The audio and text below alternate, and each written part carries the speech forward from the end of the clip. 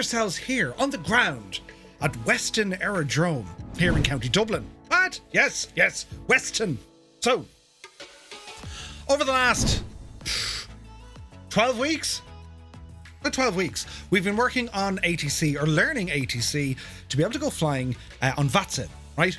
And we started off learning VFR stuff because, well, there's not a lot of VFR flying on VATSim. For obvious reasons, it's more popular, obviously, with the airliners and the IFR stuff. And we also made it possible for folks who are on Xbox who can't yet access any sort of online flying or network flying. We control these using our Discord. So you can actually use the Discord chat, ramble in, and then, you know, able to do the thingy with the yoke. And not only that, but we can talk you through every single step of the process. So if tonight is your very first night, or if you're interested in learning how to be able to do a flight on VATSim, well, this is your spot. This is where you need to check out, because that's what we're going to do. Do you know what I mean? So I hope you're all keeping very well. And, you know, you brought a bit of paper with you and a biro, you know? So, we'll get started. First and foremost, lads, over on our Discord page, right? Over on the Discord page. I'll bring you to Discord, look. Bing! Welcome to Discord. This is our Discord page, right? Or a Discord channel. And if you have never seen a Discord before, just put in !Discord, and it'll tell you all about it. Essentially, when you arrive to our little page, you'll come to the arrivals page. It'll look a little something like this. You'll see your avatar and welcome in, and one of our lovely moderators will jump on and say, hello there, right? And all you need to do, go up to where it says start here. Click on start here, have a read down through our guidelines, and then just click on the Shamrock. Shamrock's down on the very bottom there, behind my mallet head. Right there is the Shamrock. So when you click on the Shamrock, the entire server will open up. And there's a couple of ways you can check out all our channels. They're listed here on the left-hand side, right? Now, there's many channels, but don't worry about that. If you click on the Browse channels up the very, very top, well, you'll get a full rundown of what each of these channels are. And if there's a certain channel, for example, I don't know, pets, if you've no interest in our furry little friends, well, you can actually click on the little tick box beside it, and that'll remove that channel from the drop-down list on the left-hand side. You won't get any notifications. You won't even know it's there, right? So you can customize your experience inside the Two Tone Murphy Discord server. Right. Now, point of order, what we need to do, what we're doing tonight, you'll find it down in our Pilot Ops area. Pilot Ops, okay? Operations, if you like. And in here, we have a couple of channels, the most important one being ATC Course. Now, inside the ATC Course, that's where we have all our information. That's where we have our kind of booklet, the virtual ground school document, right? And then there was a rundown of each and every lesson we've already done thus far. But don't worry about if you've missed them. Tonight is pretty much start to finish, gearing ourselves up to our first ever VATSim event, our first community VATSim event, which will be happening soon. And we're going to be doing a fly-in to Shannon Airport, and we're going to be using a couple of different airports throughout Ireland to fly us to Shannon. We're going to be using Weston, Donegal, Birr, Waterford. I think that's it. Yeah, that's it. The four of them, right? So, what does it all entail? Well, step by step, start to finish, full VFR flight with all the phraseology, right? What do you say and how do you say it? We go through all of that. How to change your radio frequencies, how to listen in, how to file a flight plan, how to plan a flight, right? Do all of that. And flying the actual thing itself. You get to fly over Ireland tonight. We're going to be flying on VATSim as well as on our Discord channels. So at the moment, I don't believe there's any ATC operational in Ireland. If it comes online, I'll jump on and give you guys a full demonstration of a flight. Once we get down to Shannon, we then review our flight. We got to make sure that we've actually done the things we wanted to do. Off the bat, straight away, there are massive advantages with flying VFR, or visual flight rules. The reason being is the advantages you have, well, you have a lot of freedom of where you want to fly and kind of the direction you want to follow, right? An IFR flight, instrument flight rules, that's logged. It's step by step, waypoint to waypoint, from start to finish. There's set altitudes, set speeds. You have documented departures, arrivals. You got to stick exactly to what that flight plan is going to be. With VFR, we have a little bit more room to maneuver. We can just kind of hang around within reason and plan and fly where we want to fly by visually seeing what's going on outside the window of the airplane. That's extremely handy. However, there are some rules applied to that. There are minimum altitudes. There's airspaces we're allowed to fly into. Other airspaces we got to ask, hey, can we enter this airspace? There's a bit of that. It changes from region to region. ATC and the coverage areas will change from region to region. And what we're doing here today is based on European standards, which follow closely with ICAO. It's a little bit different than what you get in North America. However, the fella said, once you learn it one way, it's very easy to transfer that knowledge into the North American style of flying, which we will be covering at a later date. We will be flying in the US, because I love flying in the US in the sim, you know. So don't worry about if you're able to fly along tonight.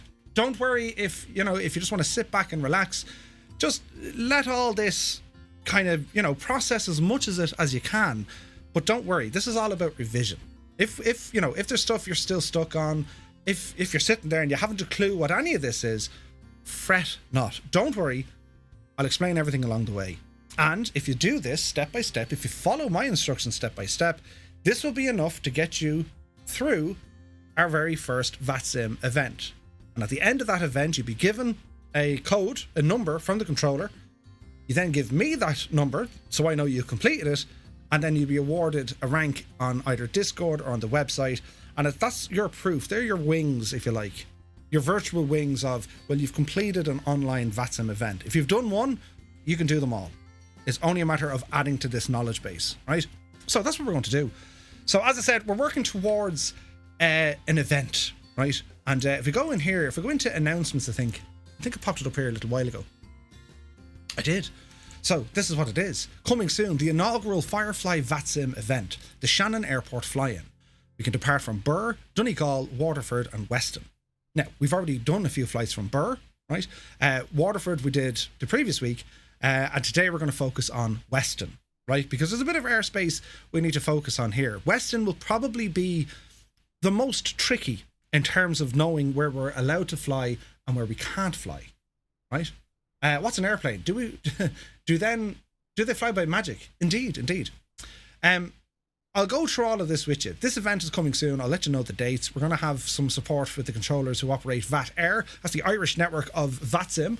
The entire team over at VAT Air, really great bunch of guys. Adam Guido has been a huge help to us so far. And he actually does quite a bit of Discord streaming within our Discord. Every now and again, Adam will jump on and say, hey, I'm controlling Shannon. Would anyone like to go for a flight? And that's the way it is. Skeptic Canton does controlling. Old Veteran is now doing controlling over in the USA. So we're starting to get a lot of more options from friendly people that we know, right? Because there's always a little bit of worry associated to flying online. We tend to get a little bit nervous, right? We tend to get a little bit nervous because, well, we don't like making mistakes. And we don't like getting caught out. If we're asked to do something and we don't know what it is, no one likes that. So the idea of this course is, well, we're going to get rid of the mic fright. We're going to make you comfortable, confident, and confident. Competent and confident to be able to do your very own VATSim flight, right? Katran, you're welcome in. Welcome in. So I hope you guys are all keeping very well. We're going to talk through what it is we're going to do. We're going to plan our flight. And the good news is, well, all of this is available on our document. This is a free document. You can grab this right now from our Discord. And it's the ATC Ground School. We're up to 98 pages so far. Now, the information with this thing has been scoured throughout the interwebs, right? It's from VATSim sources. It's from some online courses I've done. It's a bit of advice I got from Rod Machado. If any of you guys know Rod Machado, he was the guru, still is a guru when it comes to flight training. He was heavily involved in Flight Sim X, Rod Machado. Remember all the lessons he used to do? That's Rod Machado, same guy. And I'm actually doing a course with Rod. Well, it's Rod's course, but I've been chatting to him. Lovely guy. Anyway, how this is all delivered, it's to be done so in a very calm, laid-back atmosphere. No one's going to shout at you. No one's going to say, oh, you're doing it wrong. We don't do that here, right? And Gibbo, who's just after jumping on there now, Gibbo Ireland, my partner in crime with all of this. Well, everything that you say, the whole shebang, right?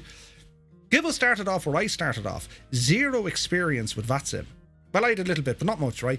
But with zero, right? And Gibbo's idea was, Murph, would you ever do something that we can do with something? And we have. Gibbo's now at the stage where he's able to control us in a very short span, right? Now, granted, there is a script there, so, you know, he can get the pointers where he needs them. And one thing you need to realise, well, we don't have any radar. So we got to see, we have to depend on what you guys are telling us and what we see in the sim. But it's still a huge achievement, right? It's a huge achievement that Gibbo's able to do all of that. So, I taught him well, you know, I taught him very well. That's I'm taking the credit there, Gibbo, right? What? Who said that? Don't worry. Anyway, here is our ATC ground school document. And I said, this is free, go grab it. There's a lot of useful information in this, tons of it, right? And I spent ages kind of coding it, right? So if you click on any of the things down on the left-hand side, for example, your sim and sound settings, which I still didn't fix, it'll bring you to that page. And then if you click on the contents on the bottom of every page, on the bottom left, well, it brings you back to the contents. That's freaky sort of science there. I did that. Me. Anyway, brilliant. So what we're going to focus on this evening, as I said, there's tons of information here. You can go off and read it in your own time or never read it, but just keep it handy. If you're asked something, you'd be like, what the hell did that mean? Well, now you have something to jump on, right? What we're going to do here, we're going to have a look at our VFR flight. This is the last lesson that we've done, VFR flight lesson number 3. And the reason why we're looking at this, well, you can read it. Our flight plan is to depart an uncontrolled airport, fly to and land at a controlled airport. Okay, what does that mean? Well, it means we're going to take off from an airport that doesn't have any ATC coverage, which will actually happen quite a lot in the real world as well. There are certain airports throughout the world that won't have ATC online. And remember, that's because we're flying with VFR. If this was IFR, well, there's going to be someone there. Now, VATSim is a little bit different. In the simulated world, it's possible that we'll get to an airport that doesn't have ATC. It's possible. But usually, you know, with VFR, you're not always going to get a controlled airport on your departure or your arrival, or even both. There may be no controller, and you're just flying in and around the controller's airspace. Anyway, the same rules apply. We have 4 parts. The whole thing is broken down into 4 parts, lads, right? So, we'll go through them. Part 1 is going to be planning our flight. We need to plan a flight. No different than a road trip, no different than, I don't know, a walk in the forest or something. You got to plan it. Now, some of the tools that we need for planning, well, we're going to look at Navigraph, we can look at Sky Vector, you can look at Bing Maps or Google Maps. Doesn't really matter. You got to plan your flight. Where are you going? How are you getting there? You got to plan it. Other things we need to look at when we plan our flight is going to be the weather. What's the weather doing? Can we actually fly visually? Is the weather good enough, or are we going to be stuck in the cloud? You know, is it super rainy? Is there a friggin' hurricane? We got to check all this out, right? So that all comes into your flight planning.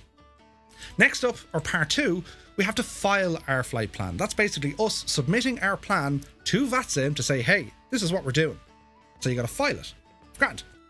Part 3, the easiest part, the flight. We just fly it, right? And we've all done that before. We've all flown Dreamy, before. sleepy, nighty, snoozy, snooze. Because actually that was terrifying.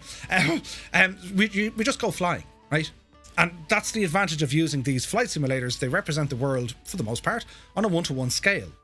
Brilliant. So we can actually fly the thing. And then part 4 is the review. Did we actually do what we said we were going to do?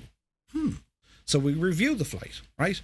Now, I didn't do a step-by-step breakdown for this exact flight. And the reason why I did that, lads, we need to figure out ourselves how to plan our own flights, because we're eventually going to be doing this ourselves with VATSim, right? So there's no point, you know, documenting every single line of what we have to do for every single flight.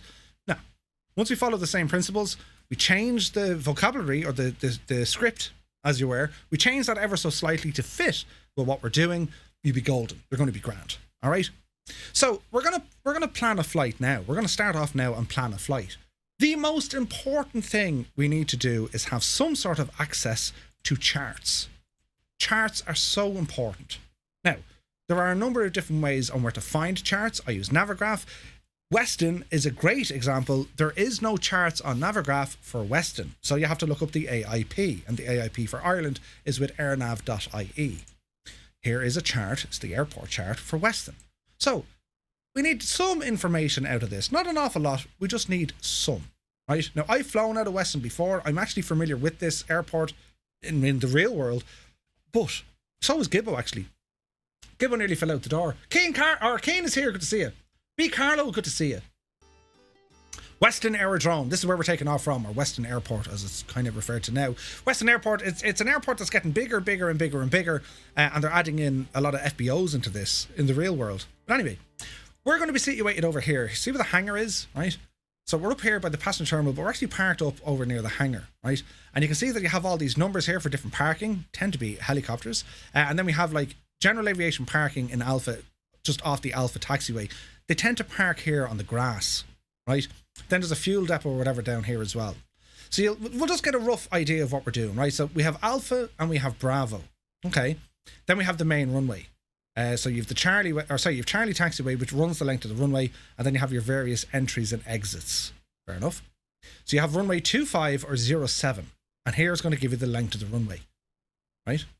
Threshold of the runway and the elevation of the airfield, 152 feet.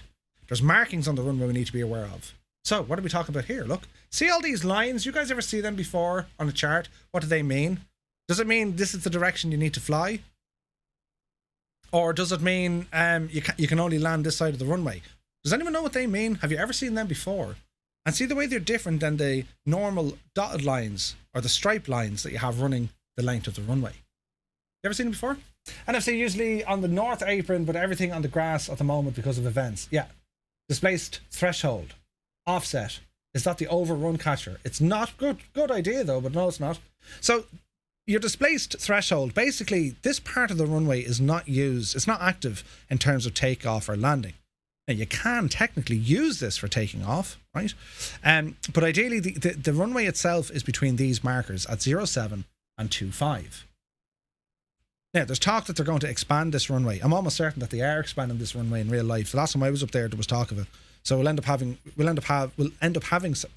much larger runway, which will allow for much larger aircraft and so on, right? Anyway, all you need to worry about, you can't use this area. You can technically, but for this lesson, you can't use this area. We've got to make sure that wherever we get onto the runway, yeah, it's got to be in here somewhere. Now, by all means, we can taxi on that. Of course you can. No worries at all. But for this, we're going to be, depending on what direction the wind is going, we take off into the wind. We'll either taxi on Alpha or on Bravo. One or the other. All right? So that's what we're going to look at. Use for takeoff, don't land on the threshold. Correct. You can use it for takeoff, but you're not to land on it. For whatever reason. There's loads of reasons, but we won't get into them just yet. So it's called the offset, right? So there's a chart we're looking at, and that's the aerodrome chart, right? So I'm going to copy this and drop it into the chat here for you. There you go. Now, what else do we need to know? Well, we need more charts. Yes. We need lots of charts. So we want EIWT charts. Well, let's have a look. So we will have information about Weston. And this actually comes from westonairport.ie. Look at this, from the horse's mouth. So we can get some information about the runway. It's 924 meters, right? Now, if you're going in feet, you can go by feet.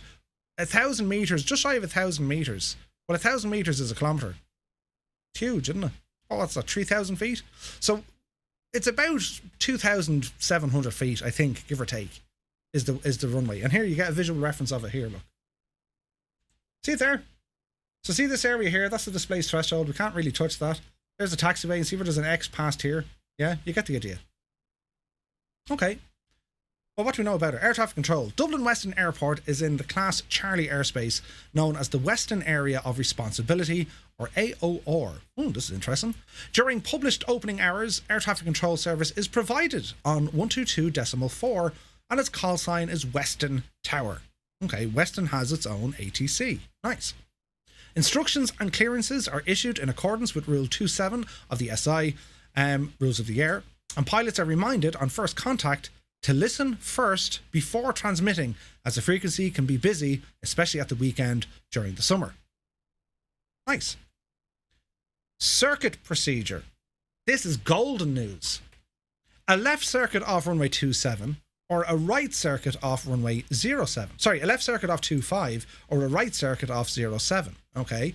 Well, what do we mean by that? So it's a left circuit off 25. So if we were taking off from 25, it's a left-hand circuit, meaning that we turn to the south. If we're taking off 07, it's a right-hand circuit, meaning we turn to the south. Yes, our circuits are on the southern part of the airport. Fair enough? Fair enough. We can go into Navigraph, have a closer look at the airport. Let's go and have a look. So, here's Navigraph, and it's showing us what the crack is. So it's telling us, if you're taking off from 07, yeah, come back here, 25 is right, sorry, left 25, right 07. Left circuit to 25. So 25, hang on, did I read that completely wrong, lads? I think I did. A left circuit off 25 or a right circuit off 07. So if we were 25, it's left, and if we were 07, it's right. Yeah, it's all down here. Yeah. Now, a couple of things to make note of. What do we know in this area? What sort of landmarks can we see? Because this is important, because usually with ATC and Weston, they're going to give us some information. And the reason why they have to give us information, well, if we zoom out a little bit, we are right slap bang middle of Class Charlie airspace. This is Dublin Airport, right? This is, right, we have to behave ourselves in here, right? So, what we need to do, we need to have a look around to see, well, what can we identify straight away? What landmarks or what sort of visual reference points can we point out to be familiar with before we get flying, right? So, depending on what way we're taking off, if it's 07 or 25, well, the circuit brings us down here somewhere, okay? But you got to be very, very careful because, well, you can see that we have Class Charlie is from ground up to 2,000 feet, okay? So we're stuck here anyway. We can't go flying just for the crack of it. And then we have restricted airspace over by Baldonnel, over by Casement. We're not allowed in there at all, right? So we've got to be careful. Ideally, we want to stay in this area here. This small, kind of weird-looking rectangle. This is where we want to live. This is our area of control, all right? Now, there's one thing that we can see here, and it's a big road. It's a motorway. This is the M4 motorway, yeah? The M4. This is going to be one of our major visual reference points. Why? Because it's a major road, yeah? And that runs just to the north of the airport. This is going to be vitally important for us because when we take off, we want to stay very close to here. Very close to here. So if we're going to be taking off and we're going to be doing a right hand, a lot of the time the instruction is at Weston, stay south of the M4. They'll often tell you that. Stay south of the M4. They don't want you rambling up toward Leixlip or on up this way. It gets busier, yeah? And if you look, it makes sense. Look, here's Dublin Airport, so you're going to see them. Do you know what I mean? So you'll often hear them say, stay south of the M4, which is fine. We can handrail it. Yeah, remember we spoke about handrailing the last time? So we can stay south of that M4, just stay on the left-hand side of it if we're heading, west. Okay. What else? Well, if the River Liffey, right beside the airport, the River Liffey, so there's a river right beside us. There's another landmark that we can see. Now, these yellow bits here, these denote urban areas. These are built-up areas, towns, villages. They're towns, right? Leixlip and Selbridge, and then you're into Palmerstown. You're into Dublin then. So you're in an urban area. It's built up. So you can't fly terribly low here. All right? A lot of the time, you'll be flying just under 1,000 feet around here. Just under 1,000. A lot of the time until you clear the area and then away you go. And you stay under the Class Charlie airspace. All right? So, okay, we have an idea. There's towns around us. There's buildings here. There's a railway up this neck of the woods. Okay. We can see a visual reference point or a reporting point, which is Selbridge, the village of Selbridge. More of a town now. Maynooth is the same, right? And a little bit further on, you can see there's I don't know, do they have it as a visual reference point? They should, but it should be that of Intel.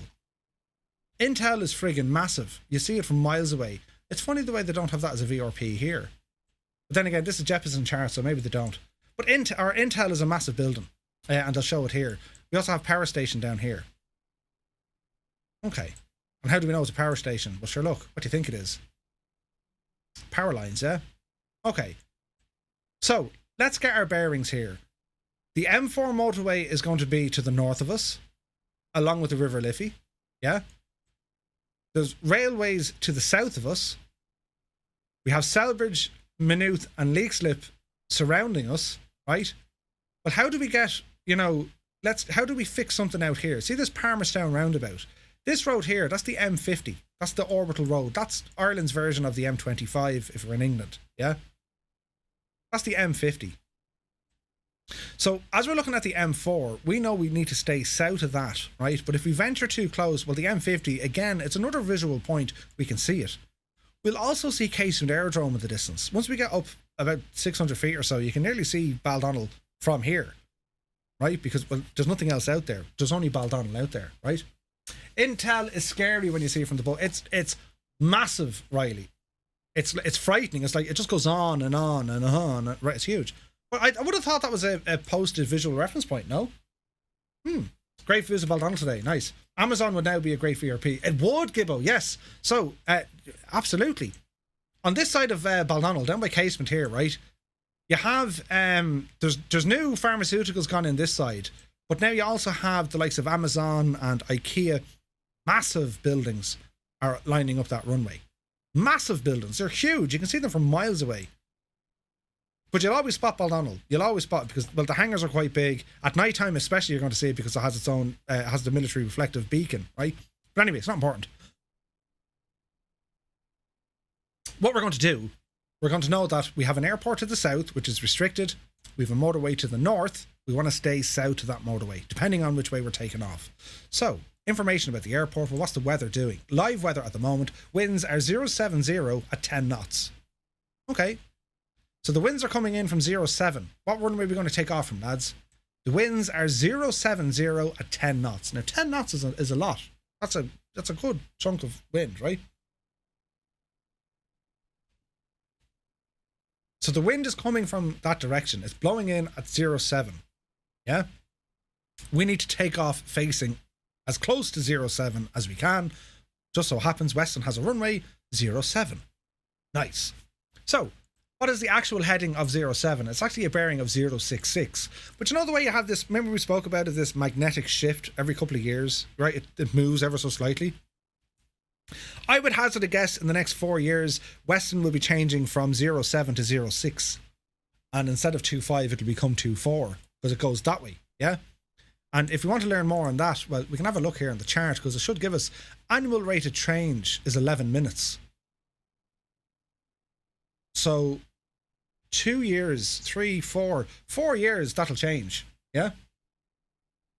Pretty cool how the, you know, magnetic north does that, isn't it?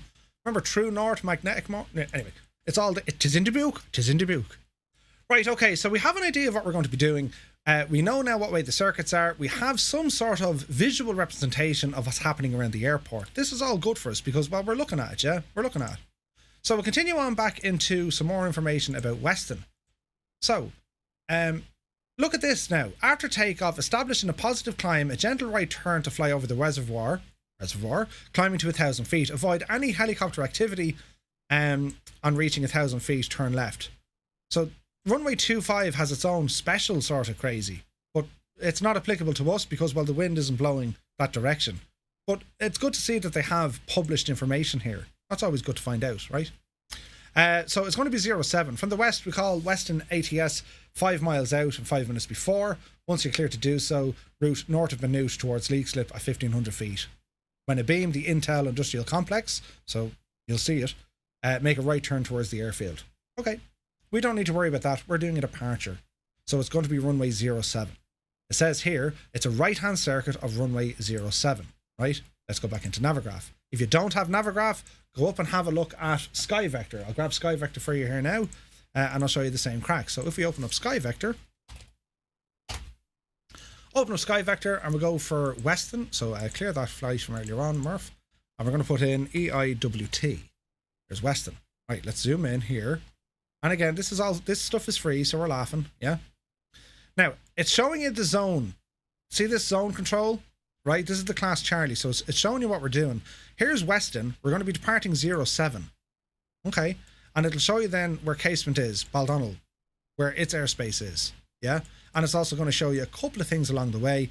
You can see the M50 in there, you can see Dublin. This chart is out of date because there's a new runway at Dublin, but you get the gist of it, yeah? You get the gist of it.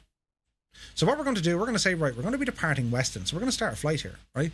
So we're going to say, right, give us a flight, new flight, and we're going to depart from Weston. So I'm going to click here on Weston. Why can't we add this? Okay, we'll just put in EIWT, add to route. Okay. And we know we want to go to Shannon, so we're going to put in Shannon. And we're going to add that to our route. Now, if the world was so easy and so grand, we'll just go as the crow flies. We can just go straight from point to point. Where's the fun in that, though? We're VFR, man. We want to see what's going on. We want to kind of fly over some interesting places. So let's start planning our route. We know that we're going to be departing from runway 07. So let's do a thing. And we want to turn as early as we can before we get to that before the M50, yeah? So if we're taking off, we should be able to enter the right-hand circuit, yeah? It's a right-hand pattern. So once we hit that M50, sorry, once we hit the M4, we know we should be able to turn. Can I delete that? Doesn't matter. I'm just going to drag this guy out here. Yeah, so we want to turn 90 degrees from runway 07. Which is something like that. Yeah. Okay. There's the first part done. Second part, we need to be careful that we don't go into casement. So let's have a look. So we're going to be departing runway 07, yeah. Then we're going to be turning right down to about kind of 150 to 160, give or take. It won't be really, will it be 16? It'll be exactly 156, right? Why does the second paragraph mean, are the circuits the other way around there? What does the second paragraph mean? On the other page, Martel? Yeah. So basically, if you're taking off 07, it's a right. If you're taking off 25, it's a left. They want all the traffic this direction. On this side of the airfield, that's where they want the traffic. Yeah? Okay, so this is going to be a right crosswind, and then we're going to turn right again on the downwind. Yeah? And we want to maintain our distance away from that. So we'll be saying, well, hang on. There's 245, 247. Or about that, isn't it? 246. About there. Okay. Now, let's start making life easy for ourselves. So that means we're going to be departing. We're going to leave the area. We're going to leave the circuit on the downwind. Fair enough? Grand. So when we take off, it's going to be a right turn again, and then we're out of there. That works. Okay. So now we're heading down the way, and it's time to start planning some visual reference points along the way, right? Now, there's one thing that's very, very, very handy, and that is a road. You often hear people say IFR, I fly roads, right? Oh yeah, there is a bit of noise abatement there, technically, but like it's like kind of hanging out. If there's the, it's about there. You usually aim to about here, off 07, isn't it? So when you take off, it's like something like that. I think it's something like that. There's houses in here. You'll see them anyway when we're taking off, but there's houses in there, and power and noise abatement and all this jazz lives there. Again, that'll be in the no times for the airport. Anyway, so I fly by roads, IFR. Now, I could go into the, into Kildare there, go down by Clonbelogue, which I know is a very busy area, especially in the summertime. You have parachutists, there's an airport there. You have all these things to consider. So what we're going to do, well, I want to track down on past the M7. Why? Well, we know the M7. All right. So let's have a look here. If there's Selbridge, we can't go into Baldonnel, so we've got to be careful, right? But we can kind of stay just outside of the Baldonnel airspace. So we're going to ramble down this way at the back of Newcastle until we get down to probably somewhere around kind of Racool, somewhere between Racool or Kill. Say the Black Church Inn, it's around here, right? That's the way I'm going to fly. So I'm now going to be looking out the window for another motorway, the M7. That's the Dublin to Limerick road. Dublin to Limerick? Well, Dublin to Limerick. Yeah? We're going to fly by the road. And there's a couple of things to see along the way, so it's grand. So as we fly following the road, as close to the road as we can, well, we can start adding in a couple of points here. So let's say Portlaoise, for example. Well, you can't fly directly over Portlaoise because there's a restricted zone. Look at this. From the ground up to 5,000 feet, it's restricted. Anyone have an idea why Portlaoise is restricted? Bryce Allen says, is there any chance of a good learning VFR on YouTube, Murph? Well, Bryce, all of these tutorials are saved to YouTube. There's a jail, correct. There's a maximum security facility is in Portlaoise. Maximum security prison is in Portlaoise. That means we can't fly through Portlaoise. We've got to fly around Portlaoise. Okay, well, let's plan that. So before we get to Portlaoise, right? We got to stay way away from it. Now look how much of it, look at the area here. We can't afford to fly anywhere near that. The wind could blow us off. The whole thing could get very, very messy. Right, well, let's just bypass it. Let's just bypass it, right? So once we get down as far as kind of Ballybritis or Emo, there's a place in Ireland called Emo. It's in Laois, I kid you not. We want to fly up over Mount Mellick. Okay, Mount Mellick, grand. We got to be careful. Why? Because there's now high terrain. Okay, there's high terrain at Mount Mellick. Fair enough. Well, what do we do from here, lads? Well, we can fly up as far as Mount Mellick, and then once we pass Mount Mellick, we can then, you know, slowly but surely start making our way back down to that M7. Okay, that'll do. How do we make life easier? What's on the map here, lads? What's going to help us make our navigation in the air a little bit easier?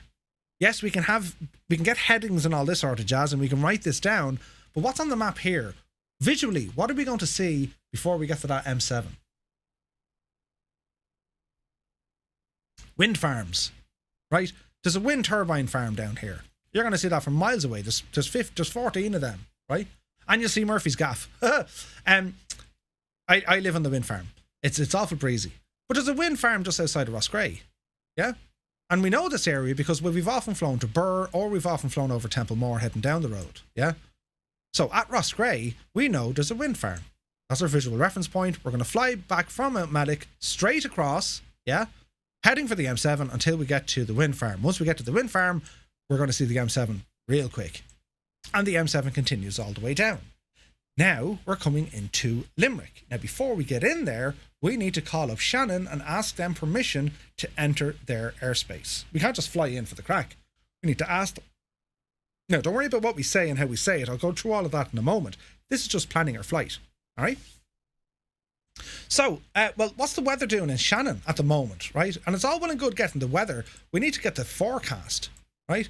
So if we have a look at the forecast in Shannon, right? And I go back to this. Flights, Shannon, open up. Can we open up the airport, please? Information. Hello there. Here's the weather in Shannon. Winds are 1006 knots. So the wind is blowing in from 100 degrees. Ryder of the Mark, welcome in. Welcome in. So if the wind is 100 at Shannon, what runway are we going to land at? 0 degrees is here. 180 is down here. 90 is here. 100 is here. Yeah? 100 is going to be coming in from here. It looks like it's going to be runway 06, doesn't it? Hey, old veteran is here. Good to see you. 06. We're going to be doing 06 arrival. That's what we're planning. 06. Now, because there's going to be ATC here, they could give us various instructions, but from a flight planning perspective, we're going to plan how to come in here, right? So, to plan our flight in here, well, let's continue on. We want to get ourselves situated to land on runway 06. We know Shannon has a left-hand circuit. So let's start lining things up here a little bit, yeah? Let's start making life a little bit easier. So, we're going to be coming up from Limerick. And if we're not coming up from Limerick, it's going to be Ballina, right? We know Ballina because that's where Killaloe is, but we've also flown in up here before. Remember we came in through kind of Portumna, Scariff, and down this way. So, well, can we make life a little bit easier for ourselves? Of course we can. Here's a waypoint here. Here's Ballina, right? That's where the wedding was I was at a couple of weeks ago. Anyway, if we're flying down or if we're following by the M7, right, and the M7 kind of tucks around this way, well, why don't we, lads? Why don't we either A, follow the M7 directly over Limerick, but again, you got to be careful to Limerick because there's airspace. What if we kind of aim that we're going to be flying in over Nina, right, and we're going to go for Ballina, Killaloe. And the reason why we're going for this area, well, Loch Derg, that's going to be a massive landmark that we're going to see out the window, isn't it? One of the largest lakes in Ireland. Of course it is. We're going to have a look. Okay, that's our way in. What else do we need to do? Well, we're going to set ourselves up to fly on a downwind leg. Yeah, on a downwind leg for runway 06. That's what we are going to expect. Something like that. Because it goes back to your circuits, your circuit flying, your traffic pattern, and so on. So we're going to be doing something like that. It won't be exact, but it'll be very close to that. Unless, of course, the wind is going to change dramatically, yeah? Now, how do we make life easier here? So we'll note, you know, Newmarket and Fergus, maybe. That's a bit far out. We can look at the junction here on the motorway. That's a bit far out. I don't even know what that means. Didn't they keep the Death Star plans in Scariff? It's a trap. It's gorgeous flying over Loch Derg. Absolutely. Murphy's Blazing Saddles Bean Factory and the wind farm. Yeah, Port Leash is interesting. Or Port Leash is how they pronounce it. It's been anglicised, but yeah. Okay, so there's high terrain here. That's letting us know that there's an area of high elevation, an obstacle, right? And this one here, what do you think that is? Anyone see that before? Birds, Richie. I mean, birds, Eddie. Remember bottom? Anyway, bird activity. Okay. Let's go over this again. We're going to depart from Weston. We know that we have to take runway 07 because that's what the weather is doing. When we take off, there's the M4. We're going to stay south of the M4. So we're going to enter the pattern, the circuit, and it's a right hand, so we'll turn on the right downwind. And then after the downwind, we're going to just depart to the southwest, essentially, right? And we're going to start heading down towards past Albridge. There's a railway line we can keep an eye on. And we're going to keep flying past Baldonnel outside of their airspace until we pick up the M7. Okay, the M7, right? Grand. We're going to follow the M7 all the way down. We're going to pass Naas, Newbridge, Kildare, and there's another restricted airspace in here. It's military, so we stay away from the Curragh, but we can stay by the M7. We're then going to head down by Emo. And before we get to Port Leash, right? Before we get to Port Leash, we're going to be kind of flying around Emo and then Mount Mellick. And we're going to be looking out here. Look, there's rail and power lines. There's power lines here, and here's the rail here. Okay, we'll keep an eye on that, all right? After Mount Mellick, we're going to keep heading across, heading down to the southwest, and we're going to keep flying until we pick up the wind farm outside of Roscrea, and then we're going to pick up the M7 once again. Now, see the way these are all lovely straight lines? We won't be doing that. We'll be following around the roads. We'll be making nice changes here and there. That's the freedom that we have, yeah? Moneygall, glider area, don't need to worry about that. That's all around the Devil's Bit, up at the silver mines further down. There's Killascully. Ballina, right, this is where it gets interesting. But at this stage, we've already spoken to ATC and we've asked permission. So we'll be asking them to enter the zone, we'll get an instruction, and then we continue on. That is the plan. That's how the plan looks like. Is that fair enough?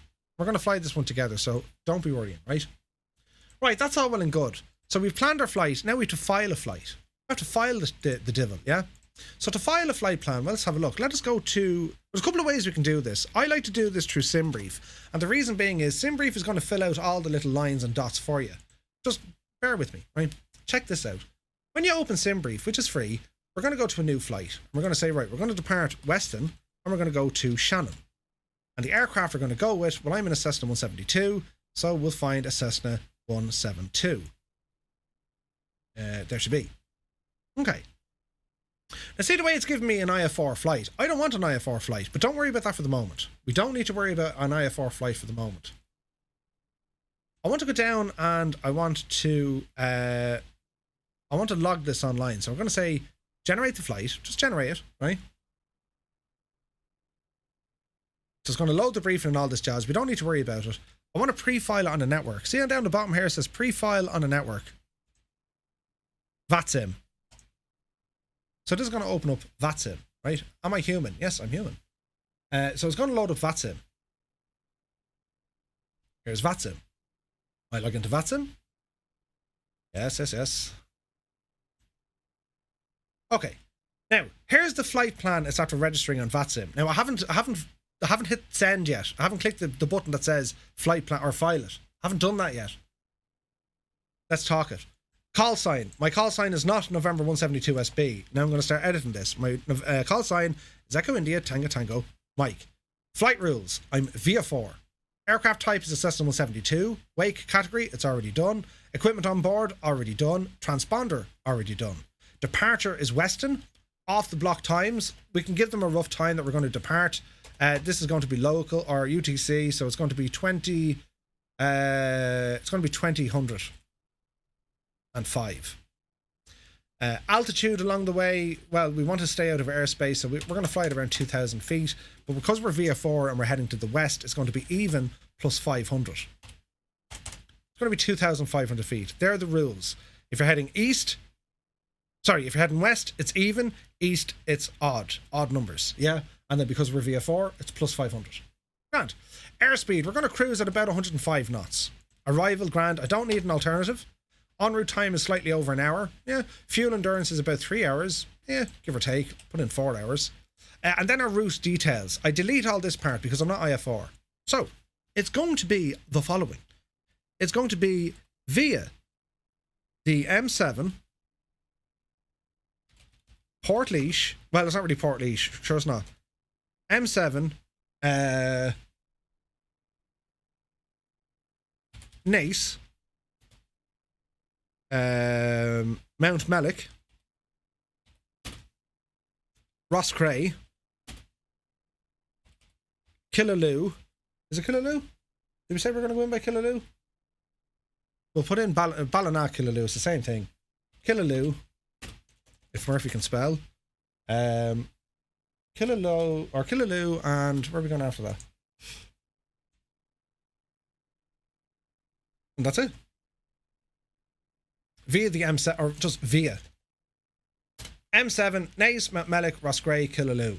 ATC are going to have a rough idea. Oh, yeah, he's going this way. Grand. Now remember, because I'm VFR, I don't have to stick to this like butter. Like, it's grand. Like, I can meander in and around it. I'm just letting them know this is the way I plan to go. I could get rid of half of this stuff in here if I wanted to. But for the purpose of learning and training, I want to fly this direction. Other notes, PBN, nav, date, don't need any of that. Registration of the aircraft, we'll just put it in as Echo India, Tango Mike.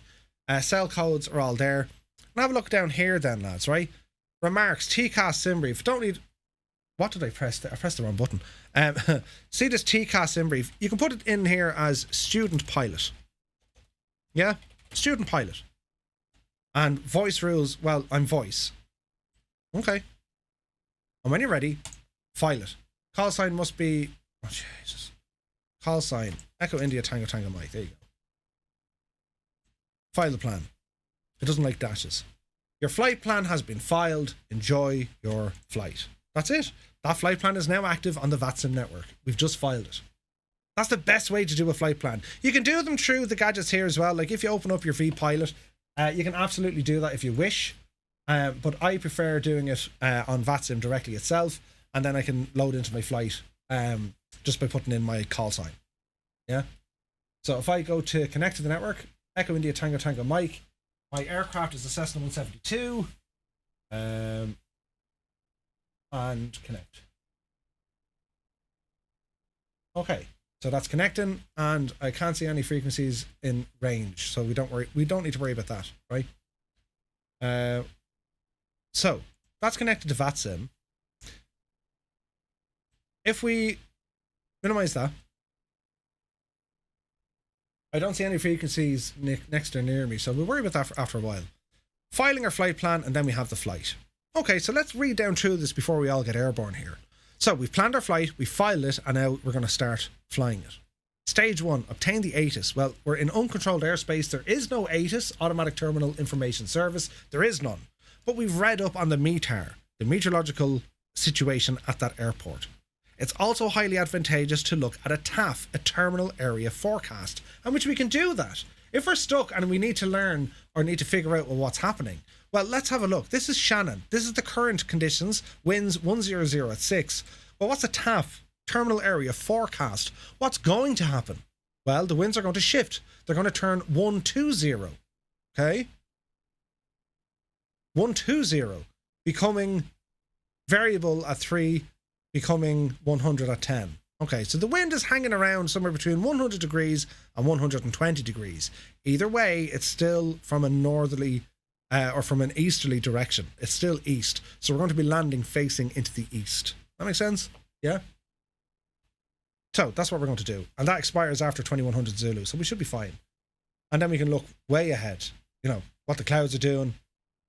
This brings us up to like 1800 Zulu tomorrow. So the TAF is fine. Okay. Move that across. Now we have to talk on the network, and we need to, what do we say, right? So, obtain the ATIS. Okay, we have the information because we got it from the METAR. Engine start and radio frequency. There is no ATC. We don't need to request an engine start or anything. We just start up the plane. right? But then we have to announce a taxi. We're going to tell the local traffic, Weston traffic, what we are, what we're doing, where do we want to go. And see, do I have it here in green? It says, Burr, Echo India Tango Tango Mike is a PA28 taxiing to runway. We just need to change that ourselves. We don't need to type it out, but it's going to be Western traffic, Echo India Tango Tango Mike is a Cessna 172 at General Aviation Parking, taxiing to runway 07 via the taxiway, or, you know, by Bravo, right? And then we go on and go on and go on. You'll hear me talk about this anyway as we do it, yeah? Then, once we get to the departure, we stay on Unicom because there's no other controller here. We announce Western traffic, Echo India Tango Tango Mike is a Cessna 172, lining up runway 07, Western traffic, so on and so forth. Then we take off. We're taking off runway 07, Western traffic. Then we're going to say climbing to 2500 and leaving the circuit to the southwest. That's pretty much the same. And then we'll be calling up Shannon, right? So when we call up Shannon, will this work? Has my voice now suddenly changed? Did that work, lads? No? Wait now. Why doesn't that work? What does that button do? Stupid thing. I need to shut this down and start it again. Dee. Voice mod. Turn on, please. Just bear with me now, lads. Bear with me now, lads. Bear with me. It's doing a lot of loading and thinking. We're going to be talking to Shannon Tower once we get in within range. Now, again, if we want, we can, you know, tune into the see along the way if we wanted to. But because we're VFR, we don't need to worry about it too much. We have our TAF, we have our weather forecast, we have everything that we need. No harm to listen in if it's available. Does this work now? I think this working.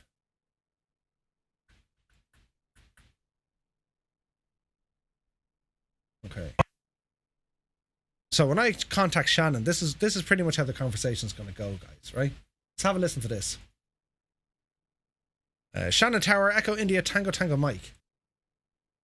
Echo India Tango Tango Mike, Shannon Tower, active runway 06, QNH 1011. Pass your message. Active runway 06, QNH 1011. Hello there.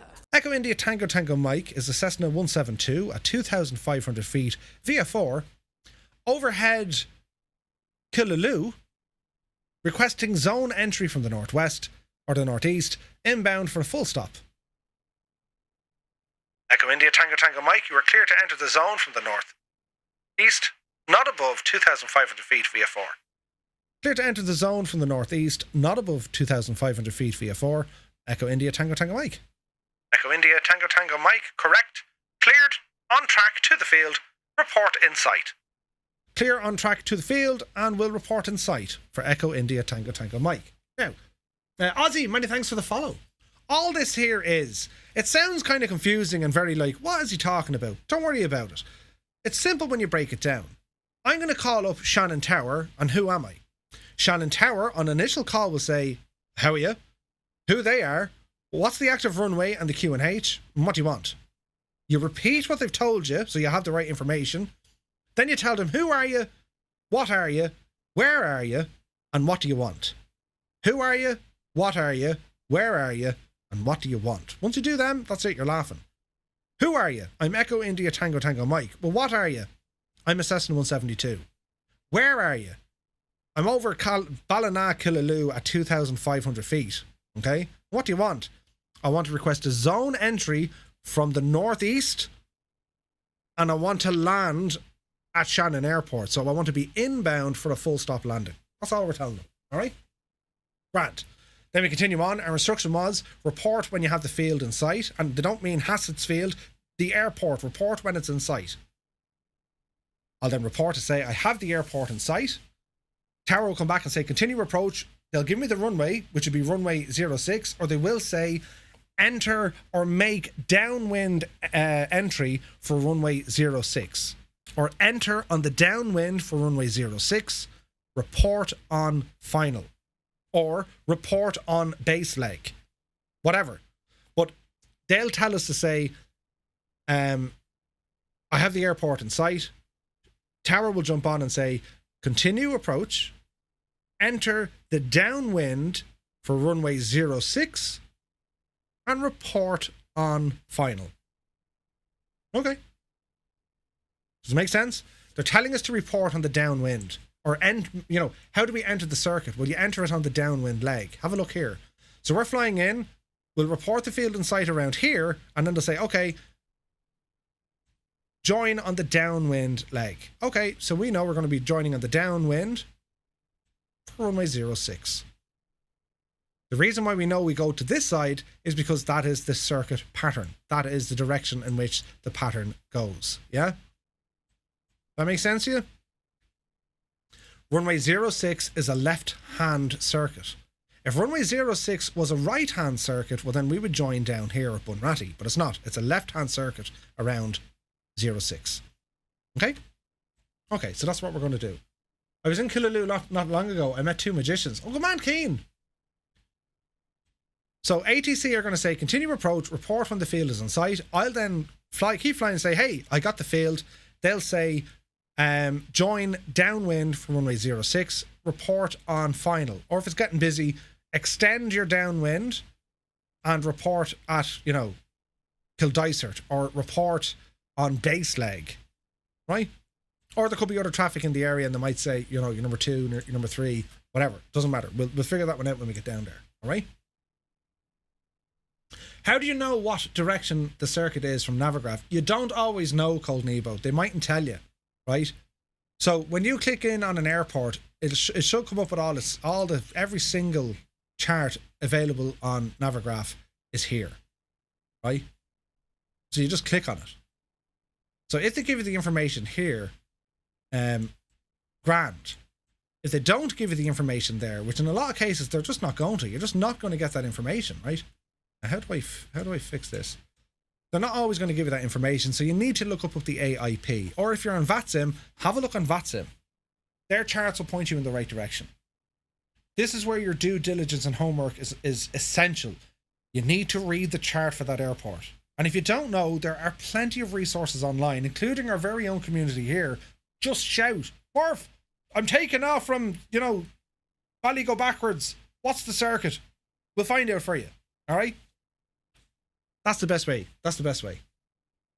You normally won't see that on an IFR chart. No, you won't. You might, because they might do visual approaches, but usually IFR stuff is always going to be published every step of the way. Fly here at this altitude. They give you all of that at this heading, so on and so forth.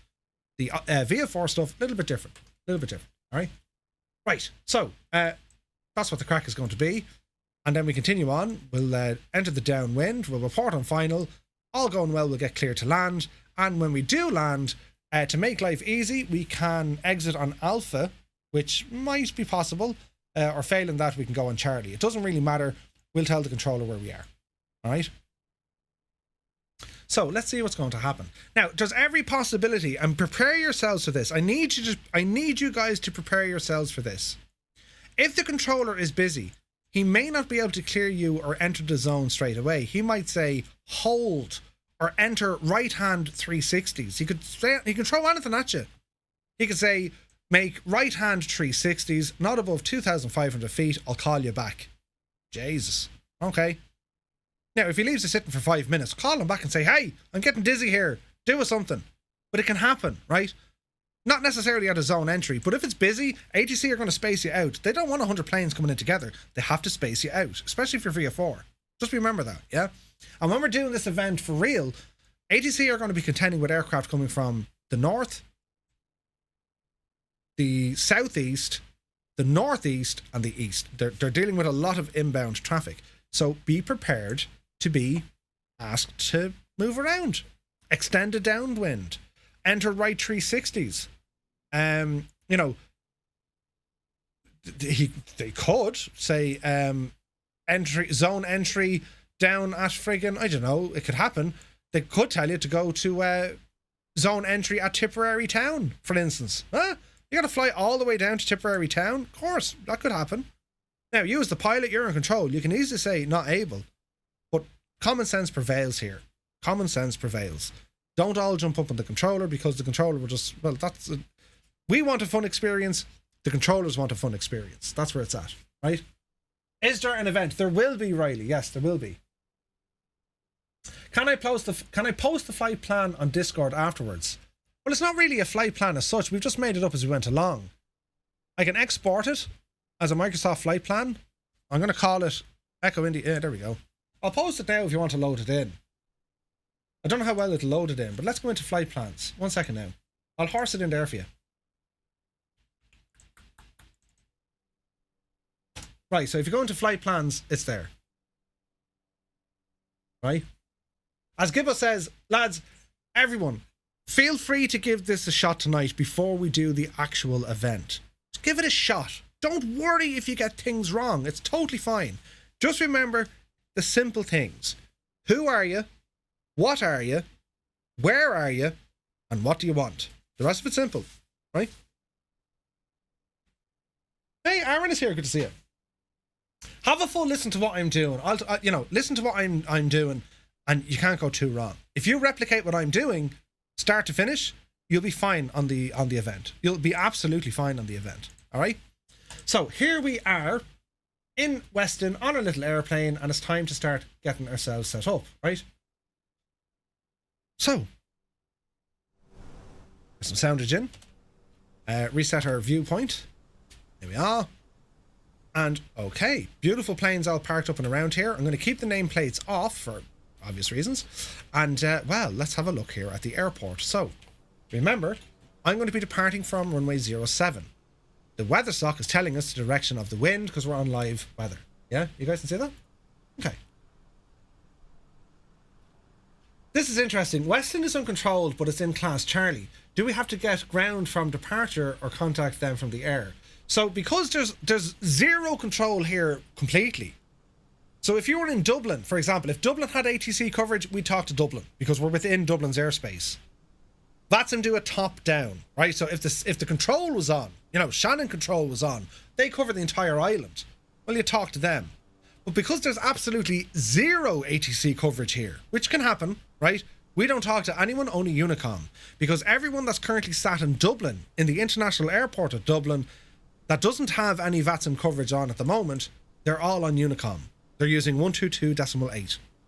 All right? So, let's have a quick look around the airport. We can check this on the chart. So we can taxi on Alpha, right? Or we can taxi on Bravo. I'm going to go Bravo because here is our entry to runway 07. We're just going to enter down here at Charlie 2's look. That's all we need to do, right? And that's all we need to do. And then we're going to take off. And when we do take off, we need to dodge the houses there. It's that house there, by the way, if anyone gets those letters in the gate at Weston back in the day. It's a small turn left and then off turn right, and then away we go again. All right? Now, here's something interesting. Even at this altitude, it isn't terribly high. I'm not terribly high here. Right, let's see what we can see.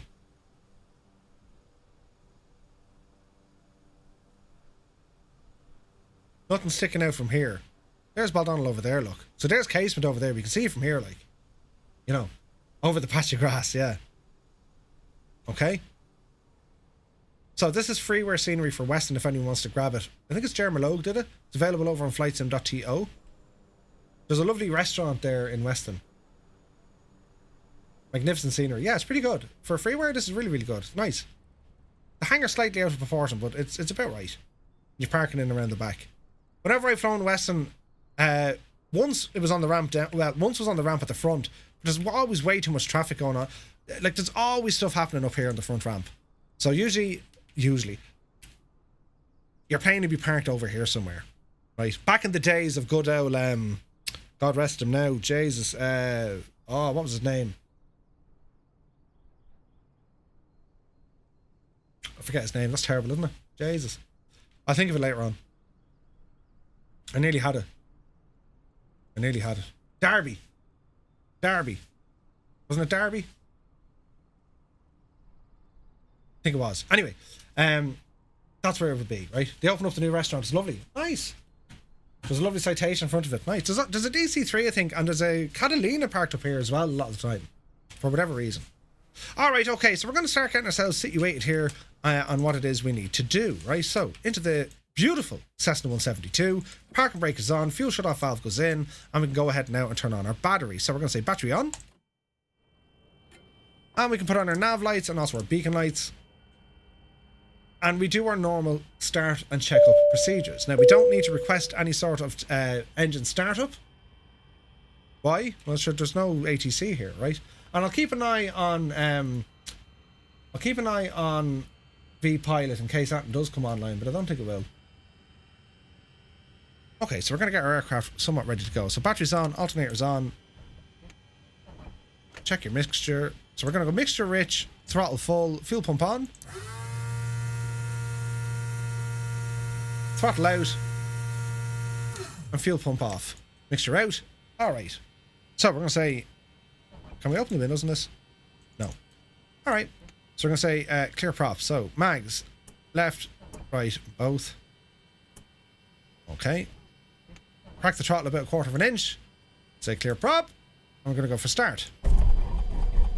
Mixture in. We'll start the engine. And we're going to keep the RPM at around 1,000. And we're going to lean that mixture out. And that's a good start in our engine. Sweet. So, avionics coming on. Alright, alright. So a good start in our engine, right? Catalina comes in for Bray every year. Yeah, it's beautiful. It's beautiful. Catalina. Right, so we're going to reset our barrel according to the METAR. So we have all that information here. So again, if we're looking at Weston, have a look at the airport.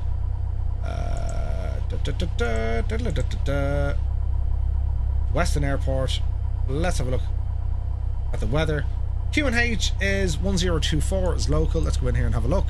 QNH 1024. Grand. Okay. Now, we're flying VFR, so we don't need these guys on really. Altitude, we don't bust 2,500 feet. That's our flight. That's what we're planning for. So I'm just going to throw that in there. And let our systems warm up here. Let the engine warm up here. And we continue on with our checks. So there's a PA-28 taking off.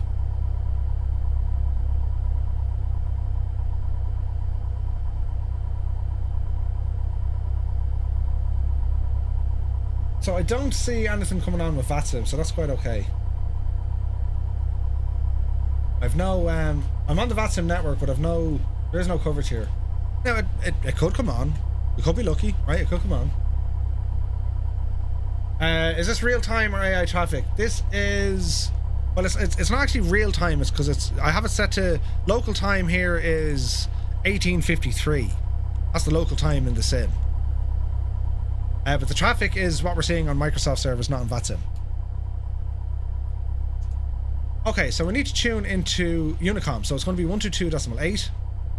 We don't tune into Weston because, well, there's no one on the ground and there's no ATC in Weston. We stay on Unicom, yeah? 122.8, alright? So that's what we say. Weston traffic. Echo India Tango Tango Mike, Cessna 172 at General Aviation Parking, taxiing via Bravo and holding short runway 07, Weston traffic. Okay, so we're going to put our taxi light on. Parking brake comes off. Add in a bit of power. Once we start rolling, we've got to test the brakes. Brakes are working. And we'll meander down here to the right.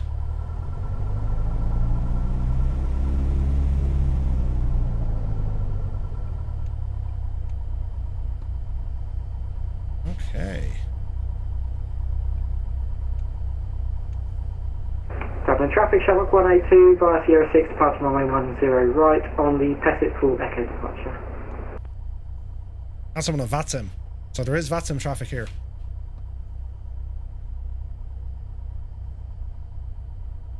We may keep our eyes peeled for this one, lads. I know, I'm muted on Discord, yeah, that's because we actually have VATSim traffic here, so I'll unmute here now in a sec.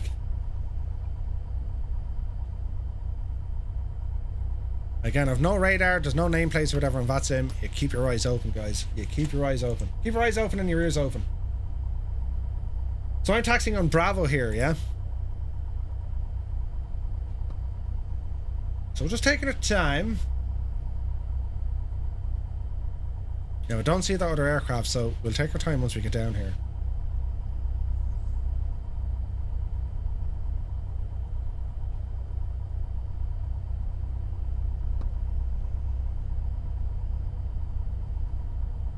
Western traffic. Wrong button. Western traffic. You've a Cessna 172 taxiing from Bravo onto Charlie. We're going to hold short of runway 07 at Golf. Western traffic.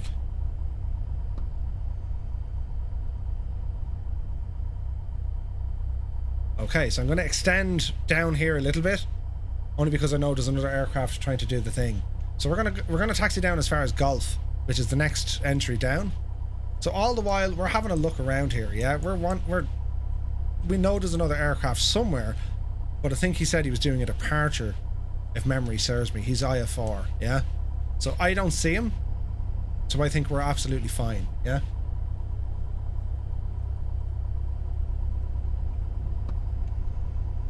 Okay, so before we go, I'm going to do a run-up.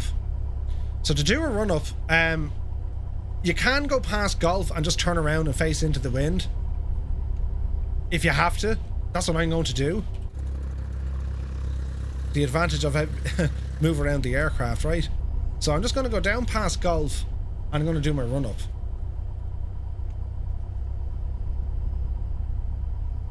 So we'll get ourselves turned around here. Keeping an eye out. Weston traffic. Diamond November 731 November Echo is taxiing to runway 07 via Bravo, Charlie, Golf, Weston. Okay. So, parking brake comes on. Mixture goes to Rich. Traffic Shamrock 182 Temple. There's someone taking off. Okay, so we're going to increase our RPM up to about 1750. Something like that. And we're going to do a quick mag test. We're going to go mags left, drop of about 50, 60, 70, mags both. It regains. Let's try the mags on the right. Similar drop. We'll go back to both. Fuel pump on, kill the throttle. Fuel pump off. And we seem to be pretty good. Alright, okay, so right before we go ahead, strobes, landing lights, and the rest is going to be fairly straightforward. Parking brake coming off, another way forward. Make sure there's no one else around me. If there is, other people can be doing the run up behind you, but you always you always give yourself plenty of space. You know what I mean? Plenty and plenty of space.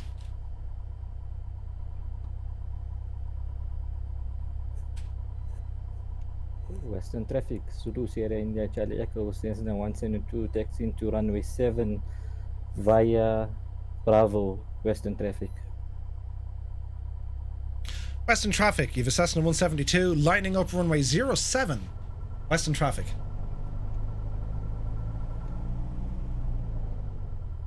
Okay, so I'm going to line up and wait here on runway 07. Keep an eye, make sure that threshold is empty. It looks empty. No one else has shouted at me to say get out of the way.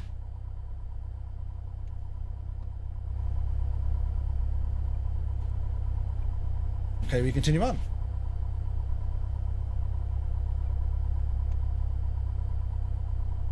Transponder is on altitude mode. Western traffic, Cessna 172, taking off runway 07, and we'll enter the right hand crosswind, and then it'll be the downwind on runway 07 for Western traffic. Okay, mixture rich. Flaps are set. Mute my radio. Power coming in. So remember, we're not to go past that M50. Western traffic, Sierra Echo Gold Tango Foxtrot is a Piper PA-28 taxiing to runway 50 knots. 07 using Bravo, Charlie, There's 60. Western traffic. Yep, see Daisy. Is holding short at Golf on Dreamy, sleepy, nighty, snoozy, snooze. Joey Bono! So here's our initial climb out. So far so good. Watch your altitude here now, lads. Oh, Western traffic, it's Channel 13 Anchor, show final 07 Western. There's someone on a short final, just be careful of that, that's VATSim, lads. So here's this very small turn to the left to get over the people who dislike us. Easy does it now. Western traffic, Charlie 172. Echo India Charlie That's Papa in. Mike. There's 500 We're feet. taxiing to Bravo for departure with myself. Turning right here at the LV. M50, or at the M4, rather.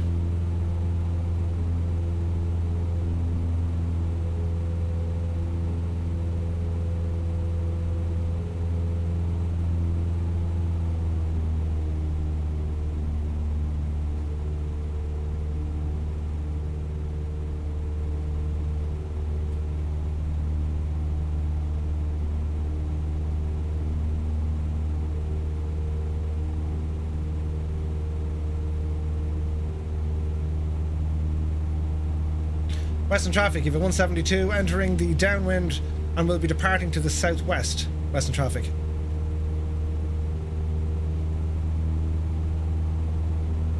Oh, it's traffic, channel 13 Yankee, passing fast, waiting for 07 Western.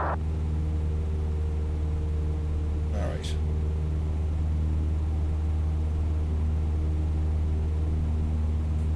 Western traffic, Zulu Sierra India Charlie Echo, Cessna 172 lining up, runway 7, Western traffic.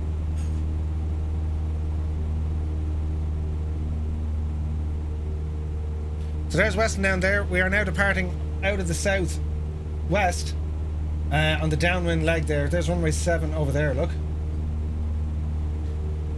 So we maintain this kind of a heading for the moment, but then we want to be turning off here. Western traffic, Cessna 172, departing the area to the southwest. Western traffic. Okay, we monitor Unicom and now we stay away from Weston. So we're now leaving Weston's area. There's Western the Liffey. Traffic, Diamond. And we keep an eye on what we're doing. November Echo is lining up on runway 07, departing to right crosswind, downwind departure. There's Dublin traffic coming in. See that? Oh no, it's Kestrel. Never mind. Negative, sir. Channel 13 Yankee, very short final for Western. Western traffic, Zulu Sierra India Charlie Echo, Cessna 172 taking off, taxiing across.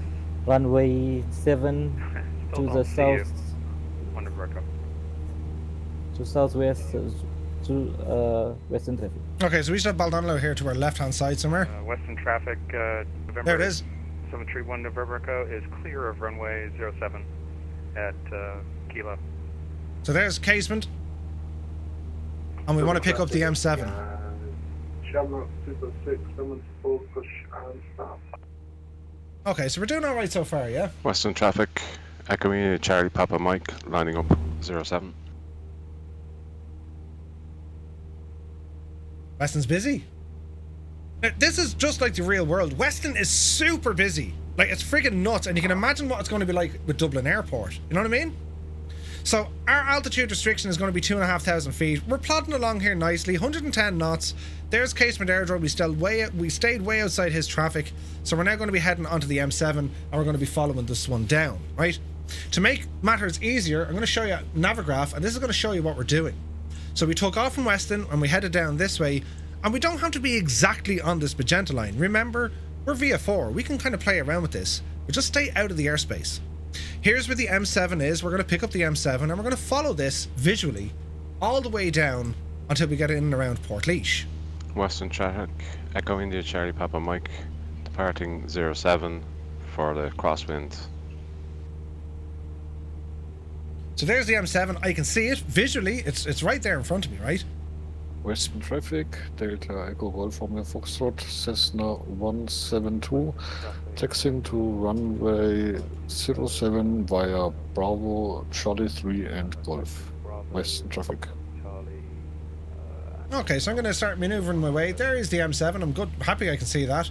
We're still climbing nice and handy. 2,500 feet is what I want. I'm just going to take my time before I get up there, just to give Dublin that extra bit of kind of room. You know, I'm safe under 3,000 feet, but I'm not going to race up.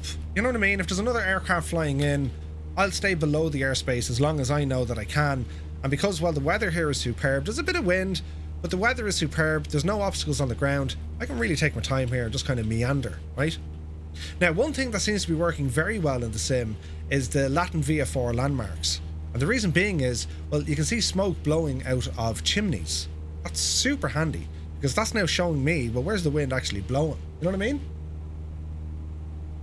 But so far, lads, so good. So we're just going to kind of meander down the M7. This is fairly straightforward, right? And if I think I'm going to be entering a busy area, well, I can always shout up Unicom and say, hey, there's, you know, it's busy, right? Now, in the real world, usually when you take off from Weston, you'd immediately jump onto Dublin information.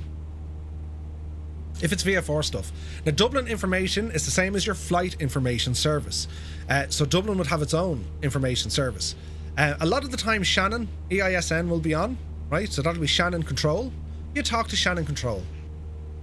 But again, they're not online tonight. Echo India Charlie Papa Mike in the downwind. Dublin information 118.5, Western yeah. traffic, Sierra Echo Golf Tango Foxtrot, lining up runway 07 for a southbound departure. Western traffic.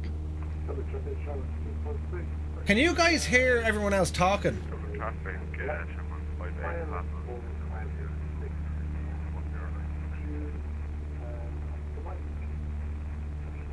Can you hear them on Discord, lads?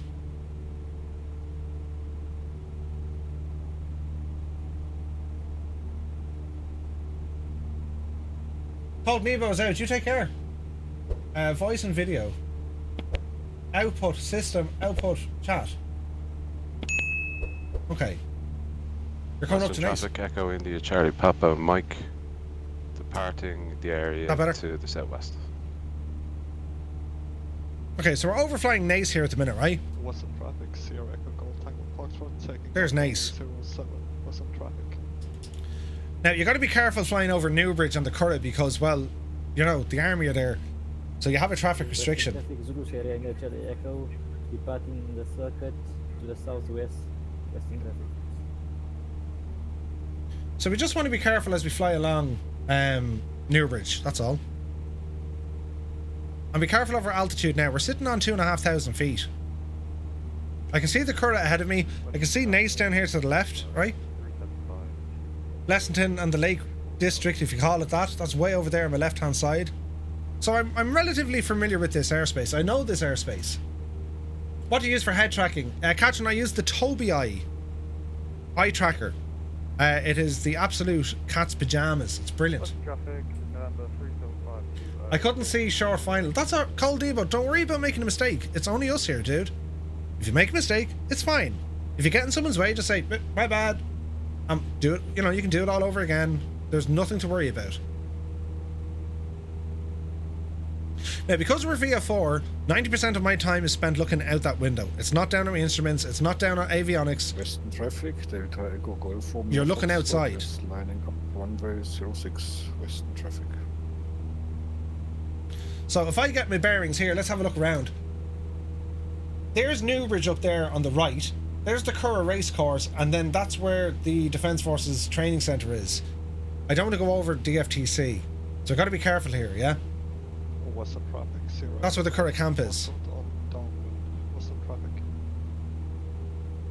Someone was reporting final and I couldn't see them on VATSim. That could happen. That could happen. It shouldn't happen, but it can happen. You're waiting for 10 minutes. If you don't see them, you know what I mean? If someone's reporting short final, if they don't vacate, that's interesting. Okay, so just watch your altitude here now as well. You can kind of go down a little bit altitude wise. If you're over an urban area, you want to be about 2,000 feet, give or take. No one's going to give out to you for a couple of hundred feet, lads, especially in Ireland. But it just means then you can kind of see what's happening all around Newbridge there, look. And as we're coming up now to the Curragh race course, that's the Curragh race course on the right hand side, and that's the Defence Forces training centre in on the left hand side. Now there's one area you just not allowed to fly, and it's down with the magazine. You're not allowed near that. Runway 07. So I'm going to keep to the Curragh race course here on the right. Via the right downwind, western traffic. Why is short final a moderation block? I've no idea, called Nebo. The bot is insane. You should know that by now. The bot is nuts. Is the Curragh camp? Remember that video I showed you guys of the Alouettes and the Dauphins landing? That was just down there. That's the Curragh camp.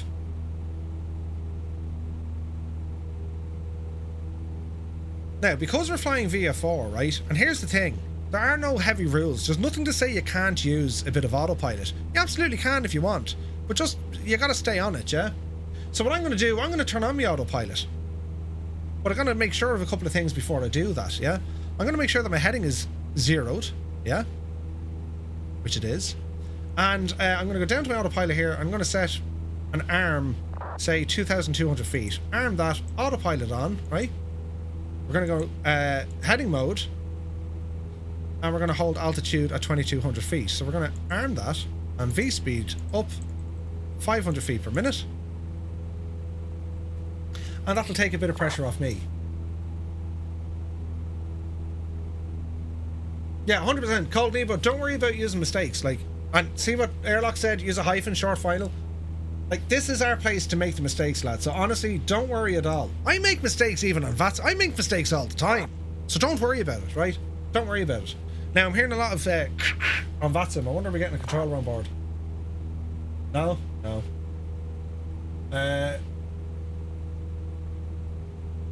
Dublin traffic on the Battery 2 right of R2 Romeo, Boeing 737, no delay.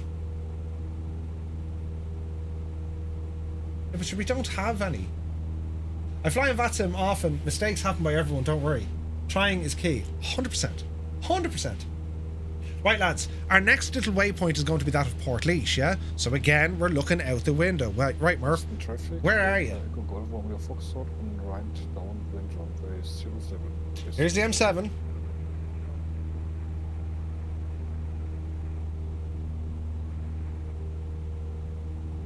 That is Monasterevin. That's junction 14 here at Monasterevin. I hope. Yeah, it is. Right, okay, I know where I am. So far, so good, right? So anyone who's driven on the M7 in Ireland, well, you know where junction 14 is. There it is. It's to the left of the motorway. It's a big motorway stop. It's just like a service station, a gas station, yeah? Now, this road, see here, in the middle here is Monasterevin. So see the way the road bends around to the left and then back around to the right? We can follow that if we like, or just go straight on. I'm inclined to go straight on, and the reason being is I'm trying to dodge Portlaoise. I want to go to Mount Mellick, which is up over here, look, right? So Mount Mellick is up this direction. But there's still a bit of wind blowing us off. See that thermal? Look at that. We're getting thrown up all over the shop. Why isn't this working? We should be climbing at 500. Why didn't that arm? Altitude. Arm. Look at that. Is the autopilot gone in the sim? Is it like just gone nuts? Hello, friend. Who are you? Here's Ozzy. Right, we're doing well so far. Get that nose down, Murph. M7 is a pleasure to drive on now. Oh, it is. Last time I was there, the M7 wasn't complete. No, it's complete now the whole way. Mayfield. That's the one. That's the one. So I went a little bit high there. Just, again, no one's going to shout at you for like 100 or 200 feet. You know what I mean? Hey, Georgie, good to see you.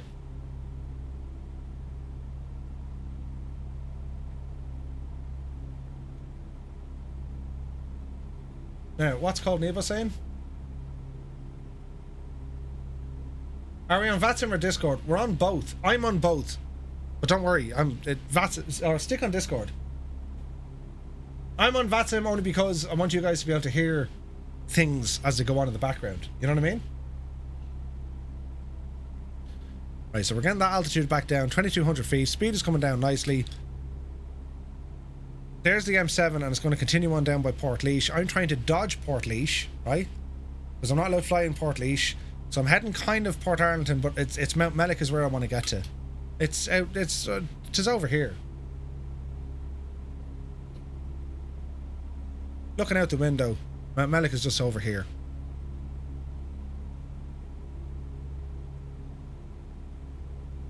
How much have you done into the flight? Only a little bit. We've just left Weston. We're about 20 minutes into our flight.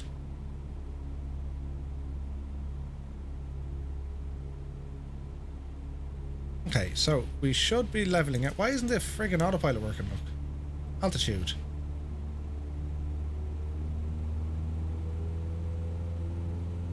There's something not right with my altitude, lads. Or with my autopilot.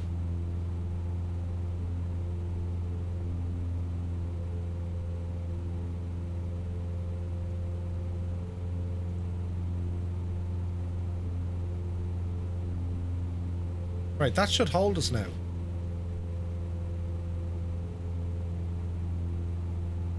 Right, it is. Grand, okay. We're getting to it, lads. We're getting to it. Right, quick looking around here. So, what have we got? There's the K Club.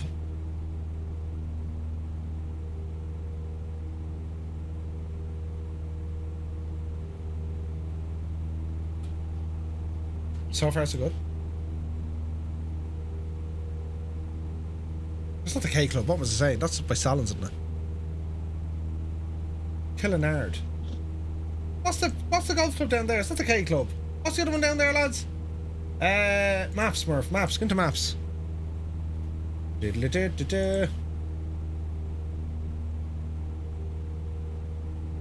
I'll find it.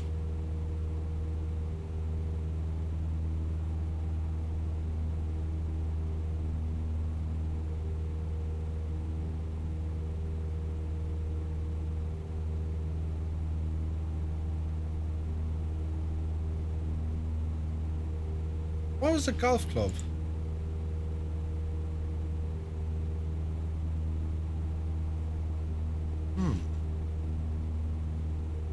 The Heritage? The Heritage. Yeah, that was Heritage. Nice. Okay. There's Mount Mellick over here. Very slight adjustment. Heading.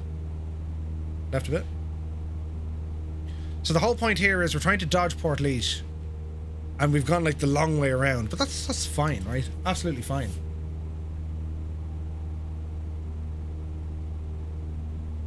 So we've got a couple of people on Unicom, they're flying, everyone's on their way. And again, if I were to see an aircraft ahead of me, or if there's, you know, I can give a position report if I knew there was a lot of traffic flying along here today. There's plenty of people all around. Look at that, look at the amount of folks there, look. Sweet.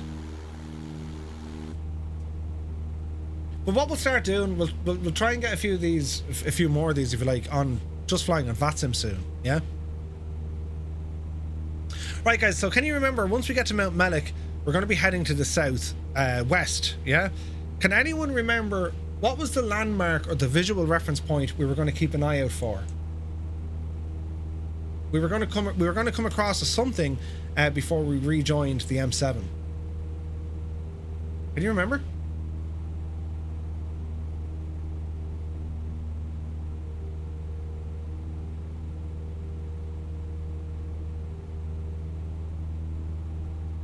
A wind farm, correct and right. We're looking for a wind farm. So we're now directly over Mount Mellick. Let's verify. Yes. That is Mount Mellick.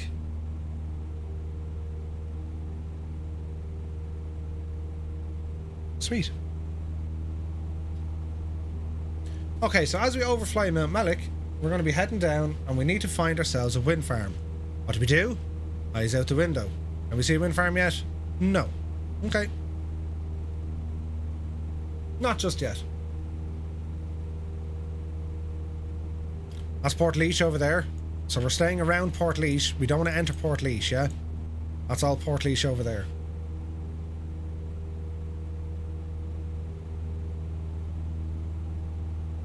So we're staying far away from that. Far away from that.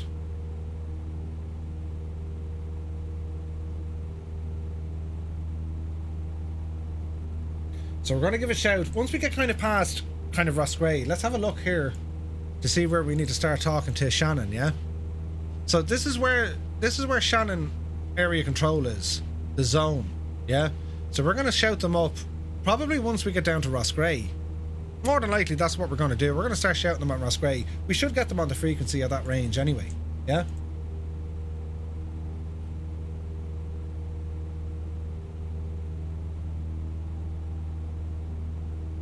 So we continue flying. What we're going to do, remember, we go back to our little book and we read up on what it is we need to say, right? So we're going to request a zone entry. So remember, who are we, what are we, where are we, and what do we want?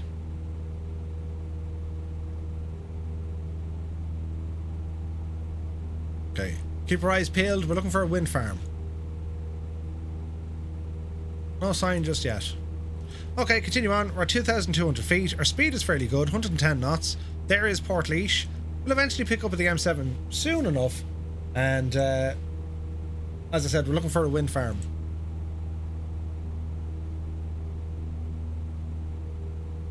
So we're going to talk to them to say, Shannon Tower, who are we, what are we, where are we, and what do we want? They're going to give us some sort of a... They might say you're cleared to track, right? We might get permission to enter their zone. They could turn around and say, hold, enter right 360s, we'll call you back. Okay. Entering right or left 360s, it basically means you're creating a temporary hold in VFR terms. You're just holding. You're staying in 360s, you're going to maintain your altitude, you can probably drop your speed a little bit, but you're just circling the area. You're waiting effectively. That's all you're doing, yeah? Are you all done with Weston in terms of ATC? No one there now? Yeah, if there's no one in Weston, there's no one in Weston. But there was never anyone in Weston. We were just talking on Unicom. Georgie, so if you're starting there, 100% man, jump on, and you wouldn't know if someone else is on or doing this flight after. That's the beauty with VATSim. You don't know who's online.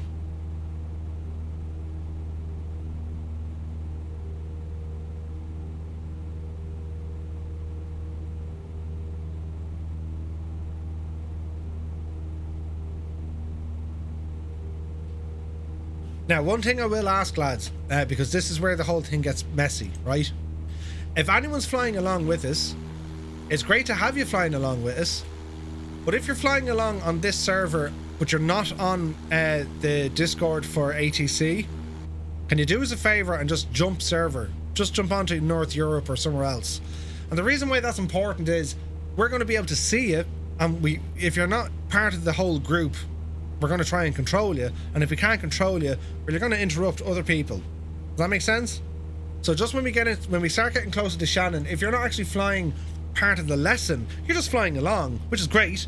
Just as we approach Shannon, will you just hop onto a different server first? Because if we see aircraft coming in that we haven't heard or we can't speak to, and we see them, it creates a bit of a challenge, yeah? Bit of a challenge. Watch out for traffic and shore final, right? Any sign of a wind farm yet, boys?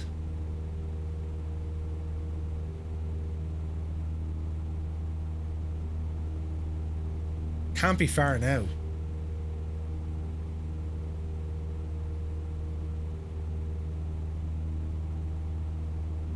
There could be an LOD thing here, so we'll keep flying through. I know where we are anyway. Like the M7's just over here, so we'll continue on and see what happens.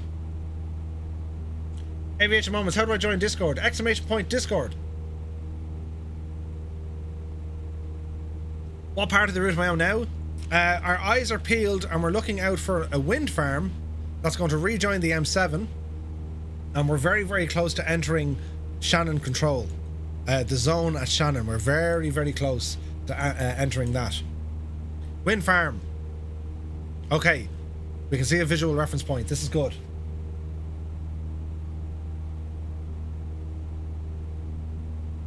Did I pass Burr already? Well, we're not necessarily flying to Burr, but just to give you an idea, Burr is just over these mountains. So we're going to be entering Roscrea here. That's where the wind farm is. And remember, we wanted this as a visual reference point. That's pretty impressive that the sim can do this, by the way. That's visual flight rules. That's flying, looking at reference points in the real world charts, and there they are in the sim. I mean, that's pretty cool. Hey, Dragon617 is here. Good to see you. So we're very, very close to Burr, but we're going to be like way south of it. You know what I mean? So where I have the wind farm, I'm going to pick back up the M7. So see the way this is so important when it comes to your flight planning. It's picking out all these visual reference points so you don't get lost. I mean, we know where we are now. You know what I mean? And yeah, like there is a ton of other traffic around the place. But by and large, like, this is what VFR flying is like on VATSim. Well, it's not like this. It is this. I mean, I'm on VATSim. I'm connected to the VATSim network. It just so happens there is no one on. There's no controllers on this area. Already says, this is what I love so much about Microsoft Flight Sim. Can now do like what I did in the old days in real life. There you go. You literally go. There's the wind farm. I mean, that's on the chart, right? It said we're going to come to a wind farm before we hit the M7. There's the wind farm. And there's the M7. That's pretty cool. That's pretty cool. And like, it's global. It's global coverage. Like, we're in the middle of nowhere here in Ireland. Like, there's nothing out here. That's Boris and Ossory. That village here on my left, that's... I'm almost certain of it. Where's the football pitch? That's Boris and Ossory. What a cool, mad name, right? There's the M7. You guys see it? All along here is the M7. So there's the wind farm, which is fairly big. If I look out to the right hand side, there's Roscrea. If I look way further up this way, that's where Burr is.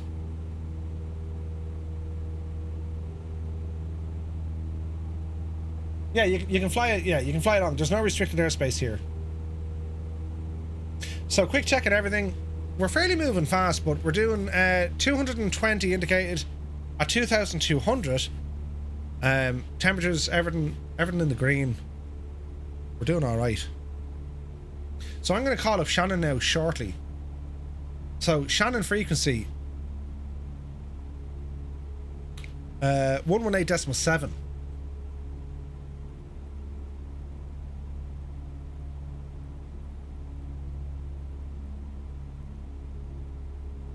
Okay.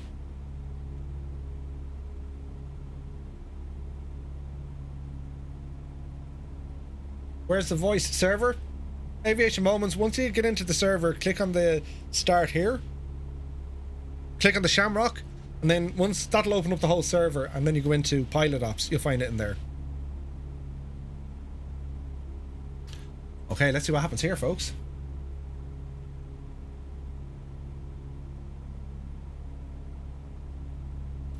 Shannon Tower, Echo India, Tango Tango Mike. Echo India, Tango Tango Mike, Shannon Tower. Active runway 06, current altimeter 1022. Pass your message. Active runway 06, QNH 1022. Echo India, Tango Tango Mike is a Cessna 172. 2,200 feet, overhead Roscrea. Requesting a zone entry from the north east. Inbound for a full stop. Echo India, Tango Tango Mike, roger. You are cleared to enter the zone from the northeast, not above 2,500 feet, VFR. We are cleared to enter the zone from the northeast, not above altitude 2,500 feet VFR for Echo India, Tango Tango Mike. And Echo India, Tango Tango Mike, read back correct. Cleared to the downwind leg, runway 06. You are Riker, number 1. Report on final. Cleared to enter on the downwind for runway 06 and will report on final for Echo India, Tango Tango Mike. Great work, Ibo. Jesus, he's deadly, isn't he? Isn't he deadly, though? He's very good, isn't he? Right, so we got our zone clearance.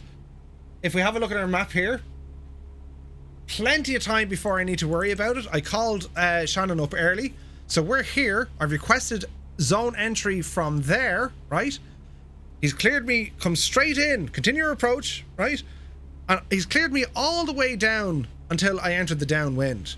Now they could do that. They might say, no, I want you to report from wherever. It's up to the controller on the day. Now, the reason Gibbo's cleared me all the way in is I'm the first customer. He doesn't need to have me going all sorts of, report overhead, this, or it comes straight in. It's very precise. I know what to do. I'm going to keep heading on in. I've been cleared to enter all the way onto the downwind. I might just give him a shout because I know Gibbo can't see me on radar. So I'll give him a nice friendly shout just to advise him I'm now entering or I'm now on the downwind, or, I'll give him a helping hand. Is it version 6 of the thingy? It is. 220 knots in a... What? Why does it say that? Where are you seeing 220 knots? That was at 2,200 feet. What do I say when I'm joining the frequency? Aviation Moments, have a look at the book. Have a look at the document. It'll tell you line by line by line what it is you have to say and how to say it. So what are you trying to do? Where are you taking off from, or where are you flying to?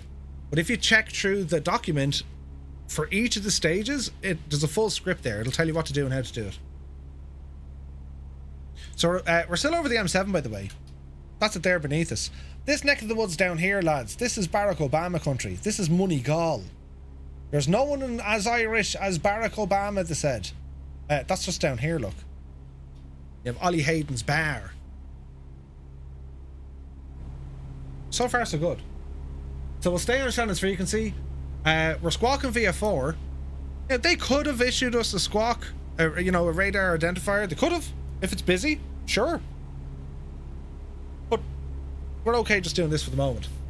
When you're on VATSim, they might actually hit you. They might give you a squawk code.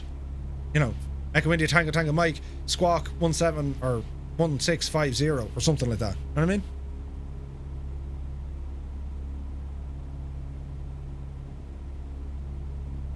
Right, lads, so far so good, right?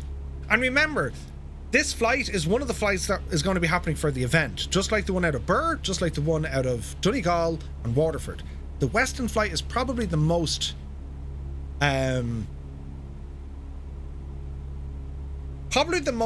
restrictive in terms of where you can and where you can't fly, because you have your airspace restrictions all around Weston, you have total restrictions around Baldonnel and also Portlaoise, and then later on down around Limerick, right? But you can see how kind of easy, well, I don't want to say easy, there's nothing easy. It's only when you have more experience with it, you know what I mean? There's no one as Irish as Barack Obama, right? O'Reilly, O'Reilly, O'Hara and O'Hara. There's no one as Irish as Barack Obama. Actual song, lads. Actual song that they went over to the White House to sing it. There's the Obama Plaza over there, look. Just there. Shannon Tower, Echo India Charlie Papa Mike, Cessna 172. There's more information coming in.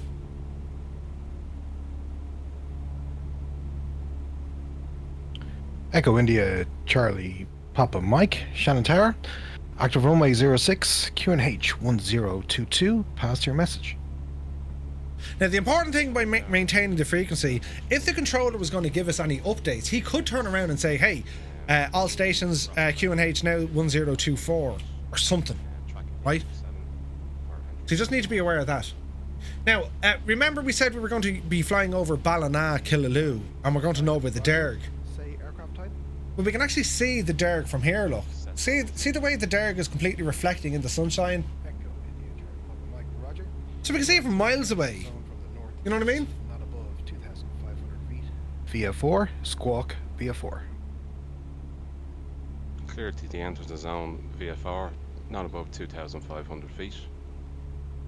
On the day, can we opt to come out of Baldonnel? Because actually, we're not using Baldonnel for the VATSim event. Just the reason being is Baldonnel is military. And if you're going to be using military, well, you probably could. You probably could. But we just wanted to pick 4 airports because flying out of Bal is handy and all, but like then you have Dublin and Weston to contend with. You know what I mean? It was better just to keep for the event. It was better just to keep it for the civilian airports. Do what you like outside of the event, absolutely. And I'm hoping this is going to be one of many events we're going to do with VATSim. Because ultimately, we want to build ourselves up to be able to do something like cross the pond or... You know what I mean? That's where we want to get ourselves to. We want to be able to build ourselves up to be able to do the bigger events with VATSim. And I know it's not everyone's cup of tea and we all just want to jump in and do the flying. I get that, guys. Don't worry. This is just part of a process. It's part of a course that we're doing. We've set out to learn how to do a bit of VATSim, and that's what we're doing, right? When this is finished, and it'll be finished in a couple of weeks, or at least it'll be parked in a couple of weeks, and then we move on to something else. But we'll jump back into this later on and we'll start focusing on the IFR stuff. And we have to do the bit of conversion for flying in the United States as well. Like, this is a start of a journey of almost, you know, never-ending learning. Forever. You'll always be learning stuff with this. Will the Kodiak 100 be allowed for the VATSim event? Yeah? QNH 1022, pass your message. The secret to all of this, pick an aircraft you're very comfortable with. An aircraft that you know how to handle and how to stay ahead of. If you're confident and comfortable doing that in a Kodiak, no problem. Just remember, it's VFR flying. VFR. Next summer, I'm taking Murph to Ohio so him and I can get our PPS from Fabio. That'd be deadly, wouldn't it? That'd be deadly. There will be some culture shock flying in the US. Overhead Little bit. Mount Malik. Over passing Roche, request zone entry to the northeast inbound, full stop, information Bravo. Zulu Sierra India Charlie Echo Roger. Say aircraft type. Hey, Johnny Aardvark! Jesus, 28 months, Johnny. And yourself. Charlie Echo Roger. Thank you very, very much You are indeed. cleared Cheers. To enter the zone from the northeast, not above 2,500 feet. VFR Squawk 7,000. Gibbo's doing well, isn't he? You're doing great, Gibbo. Zulu Sierra India Charlie Echo cleared to enter the zone from the northeast. Not above 2,500 feet. VFR Zulu Sierra India Charlie Echo. Now, lads, remember, Zulu Sierra. right? Remember what I told you? I'm able to process a lot of information live on the mic and run a stream and do all of these things. Now, I don't get it right all the time. In fact, I rarely get it right. There's a document for free. I was selling these because, you know, right? What was his name out of Only Fools and Horses? Right? Anyway, I was selling these. These are now for free. Put in exclamation point checklist. It's an IFR checklist, which is designed, right? It's designed for flying with ATC. And the idea behind this one is, lads, you fill out all the information when you want to go flying. Date, tail, aircraft, passengers. Don't worry that it says IFR clearance. You put in all the information that you need. You put in all the instructions that tower is talking to you. So see the way you're doing an approach. You need to write down what the controller is telling you, because now you can read and talk back to him. So don't think you have to be able to recycle and retain a ton of information in your head. Absolutely not. Write the stuff down. Hey, Captain Arash is here for 25 months, look. Yay! Captain Arash, thank you very, very much indeed. Cheers, man. The money was going to Ryanair. The money was just resting in my account, Keen. Use this checklist. It's free. Exclamation point checklist. Download the devil. You can use it for your for your IFR stuff when it comes a little bit later, but definitely use it for your VFR stuff. Write down what the controller is telling you. Look, departure ATIS, what the wind is doing, visibility, sky conditions, temperature, barrow, approaches and what runways. Departure airport, all the frequencies. Clearances, what route, your altitude. Even if you're filling it out yourself, at least you have somewhere that you can, immediately look. When you print it out, that's what it looks like when it's printed. You immediately look at it and say, oh look, that's the thing I was talking about. Yeah, I know exactly what I'm doing. Download that for free. Exclamation point checklist. It'll bring you to the website where you can get it. Pretty handy, right? Right, how are we getting on? We're all right. We're still over the Derg. Now look, there's high terrain here. We need to be careful. I want to fly down by kind of Ballina-Killaloo. And I don't believe in following around Ballina-Killaloo. I'm going to follow down the Derg here to the left a bit. There we go. Colonel Fork has it. Just download it, save it, print it off. You can use it for IFR flying. You can use it for VFR flying. Even use it in the real world if you had to. But don't. For simulation purposes only. But you can use it. It's the same thing. It's a one-for-one of, yeah, that's what we use. You know what I mean? Kneeboards aren't just for fashion. They're very useful. More than can be said for Crocs. 7,000. Who asked you, right? Kneeboards! Wait, hang on. Croc kneeboards. Think about it. Or a kneeboard that turns into a pair of Crocs. I'd be all over that, lads. All over that. Romeo Foxtrot. Read back correct. Cleared on track to the field. Squawk 7,000. Report in sight. Cleared on track to the field. Squawk 7,000. Report field in sight. Sounds busy enough on the old blower tonight, doesn't it? Give a shout now if you're in bother. 1, 2, 3, 4, 5, 6. There's 6 of us in, 7 of us inbound. Shout now, Gib, if you're under pressure.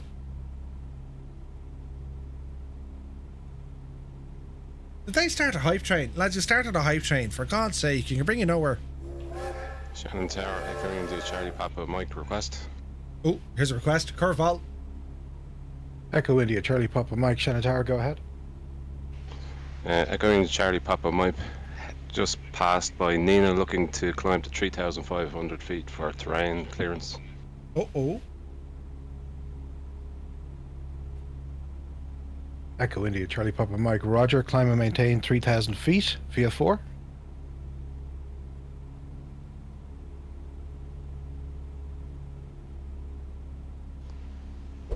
Echo India, Charlie Papa Mike, 3,500 feet if possible.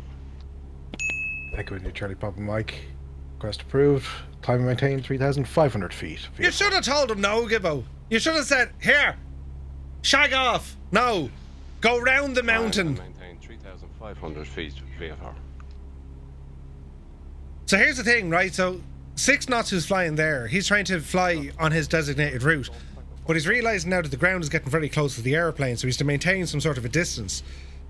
He did the right thing by saying to Shannon, hey, can I go up the way? Because now he's entering airspace that, you know, Gibbo might have other airplanes up there. So that's why you have that conversation, right? Cold Nebo, what happened to you now? Are you under pressure? He says, this is too much. It shouldn't be. Where are you getting caught out? We'll help you along, man. We'll help you along.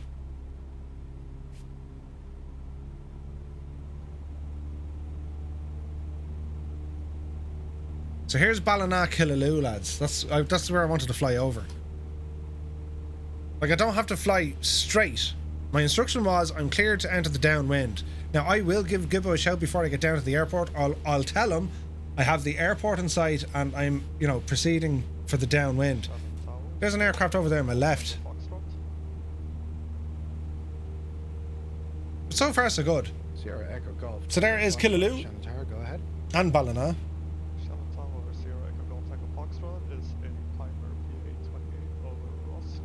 You couldn't take off. Why couldn't you take off? Cold Nebo, don't let it go to your head, man. Take a step back for a second, right? If you're taking off from an uncontrolled airspace, Shannon Tower, active runway 06, Q and H. just tell them what you're doing and take off. You are cleared to enter the zone from Yeah? northeast, not above 2,500 feet, VFR. There was constant traffic. Where are you taking off from?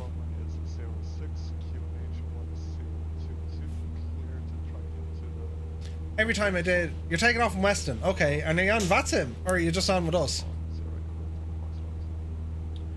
And Sierra Echo Golf Tango Foxtrot, reback is correct. Squawk 7,000. You're on VATSim. Track to the field. Okay, well, get off VATSim.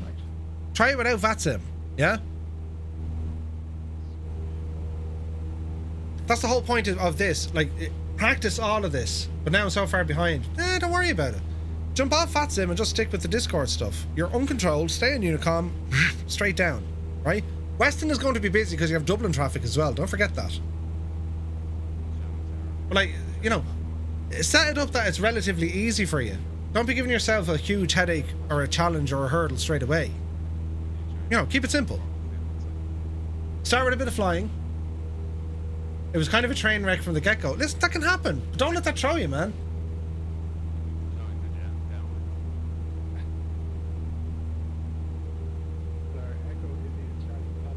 All you need to do, if you and this goes to everyone, lads, this is so important.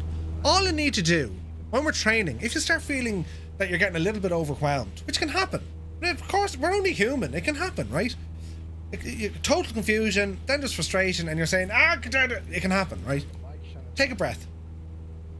Fly your plane, or if you're waiting to take off or land or whatever it is, focus on the flying part. Use that as your little reset. Then worry about the ATC stuff after. You fly your plane. Or if you're waiting to get off the ground, just start announcing, hey, I'm now holding short of the runway. I'm now taxiing to the runway. If someone says they're on a short final, well, if you can't see them, right? Looking out, I can't actually see anyone here. Call them. Hey, where are you? You said you're on a short final. I can't see you. Are you here? You know what I mean? You can do that in VATSim. Because maybe they're not on a short final. Maybe they're on a 20-mile final, but they just said short final. Because you can't see them yet. You know what I mean? Correct, you are number 1. Report on final. My calls are always train wrecks in my head. I always have to think about a bit before I want to call. That's the hardest thing, lads. The hardest thing is trying to figure out in your head what you're trying to say. Don't confuse it. Remember, who are you? What are you? Where are you? What do you want? That's it. Break it down that way. Who are you? That's your call sign. What are you? That's your aircraft type. Okay. Where are you? Give me a visual reference point and give me an altitude. Okay. What do you want? In the most basic of terms. Don't be worrying about, I want zone entry between, Alpha 7, Tango Bravo, Chocolate Dishwasher, Purple Monkey. You don't need to go into all of that at all. Keep it simple. Echo India, Tango Tango Mike. Cessna 172. Overhead Nina. 2,200 feet. Request landing or inbound to land.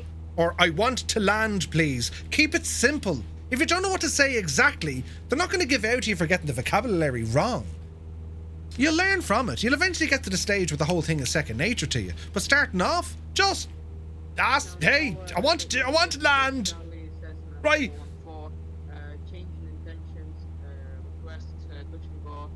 Echo India Tango Tango Mike, Shannon Tower has a telephone number for you. Echo India Yankee Golf Charlie. Request approved for touch and go. Ooh, Gibbo, you're too nice, and I told him to shag off. Continue approach and report on downlag. We'll continue approach and we'll report on downwind and request for touch and go approved. Echo India Yankee Golf Charlie. Jesus, Gibbo. Okay, we better talk. Shannon Tower, Echo India Tango Tango Mike. Echo India Tango Tango Mike, Shannon Tower, pass your message. Echo India Tango Tango Mike, inbound for the downwind runway 06. Just letting you know, we have the airport in sight, currently at 2,200 feet, and we'll descend now to the circuit altitude of 1,000 feet, and we'll report on final for runway 06. Echo India Tango Tango Mike, roger. Caution, there's a Cessna 172 that is number 1 ahead of you. I was trying to call you for your position. You are number 2 for landing.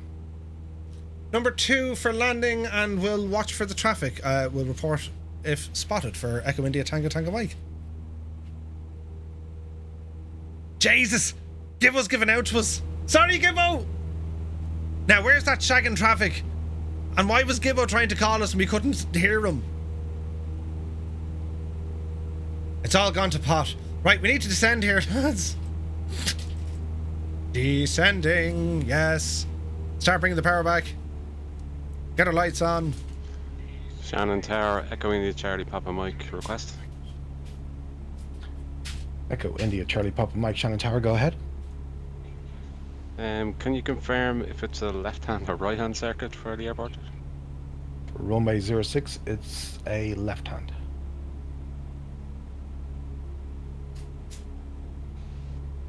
Hello there. Hello there. Boeing 82, welcome in. Is Shannon a radar control tower or not? Confirm left-hand circuit. We don't have radar working, that's the problem. That's a limitation. Who's that, by the way? Just ramble in. Zulu Sierra India Charlie Echo has the airport in sight. Zulu Sierra India Charlie Echo, roger. Continue approach, runway 06, report final. Continue the approach, runway 6, report final, Zulu Sierra India Charlie Echo. And Zulu Sierra India Charlie Echo, for your information, you are number 3.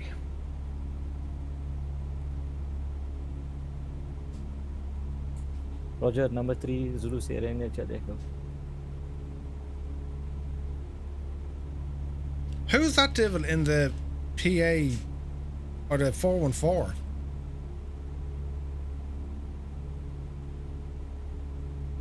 That's interesting. Echo India Yankee Golf Charlie, report position.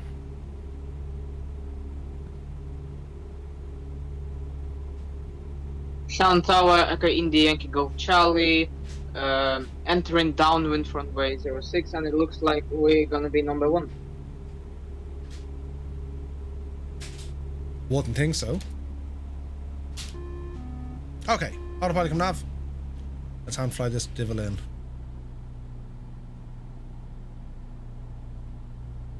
You sure I'm on a different server? We're on the Southeast Asian server. Echo India Yankee Golf Charlie. Shannon Tower. Please make right-hand turns 360 over the field, right-hand circuits for runway 06. We'll call you back.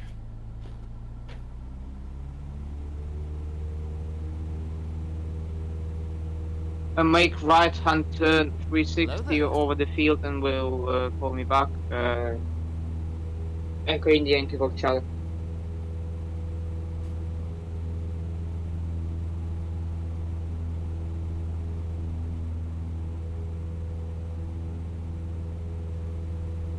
And Shannon Tower, Echo India Tango Tango Mike has the Cessna 172 traffic in sight. We're going to follow him. We're currently on the downwind, and we'll follow him onto runway 06. Echo India Tango Tango Mike, Shannon Tower. Roger, continue approach. Continue approach for Echo India Tango Tango Mike.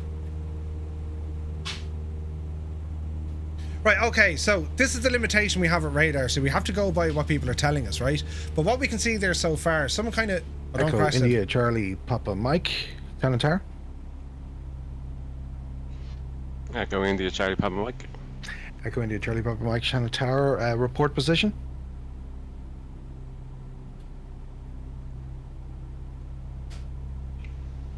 A beam, the start of 06, runway 06. Roger. Echo India Charlie Papa Mike. Winds 100 at 5 knots. Runway 06, clear to land. Take care, Keen. All the best, man.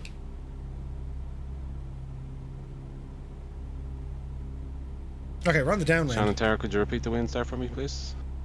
100 at 6 knots now for runway 06. Clear to enter the zone does not include the Charlie 1000 to 5000 above Kuna. No, definitely not. 100 at 6 knots, clear to land 06. So, Kuna is its own little area. Now, you can ask, you can double check. Shannon Tower, Zulu Sierra India Charlie Echo, requesting altitude descent to 2,000 feet. You shouldn't Zulu need to Sierra request. India Charlie Echo, Shannon Tower, Roger. Descend and maintain 2,500 feet VFR. Yeah, there's a way to do that, Cold Neva, but we kept breaking it. So the flight events could work. Echo India Yankee Golf Charlie, Shannon Tower. But yeah, it always left us with a bit of a headache, you know? Shannon Tower, Echo India Golf Charlie, go ahead. Echo India Yankee Golf Charlie. Hey, Kingsman, good to see you. You are number 4 for landing. Report on downwind for runway 06. Number 4 for landing, report on downwind, runway 06, Echo India Yankee Golf Charlie. Okay, so far so good. Speed is good. We're taking our time here. We're at the circuit Shannon altitude. Tower, Echo India Yankee Golf Charlie, heading 060. Where should I go next?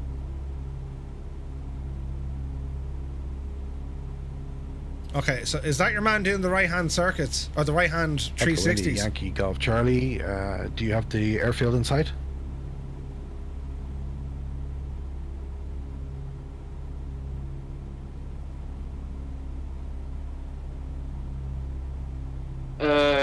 Shannon Tower, Echo India Yankee Golf Charlie, affirmative. Echo India Yankee Golf Charlie. Runway 06 is left-hand circuits.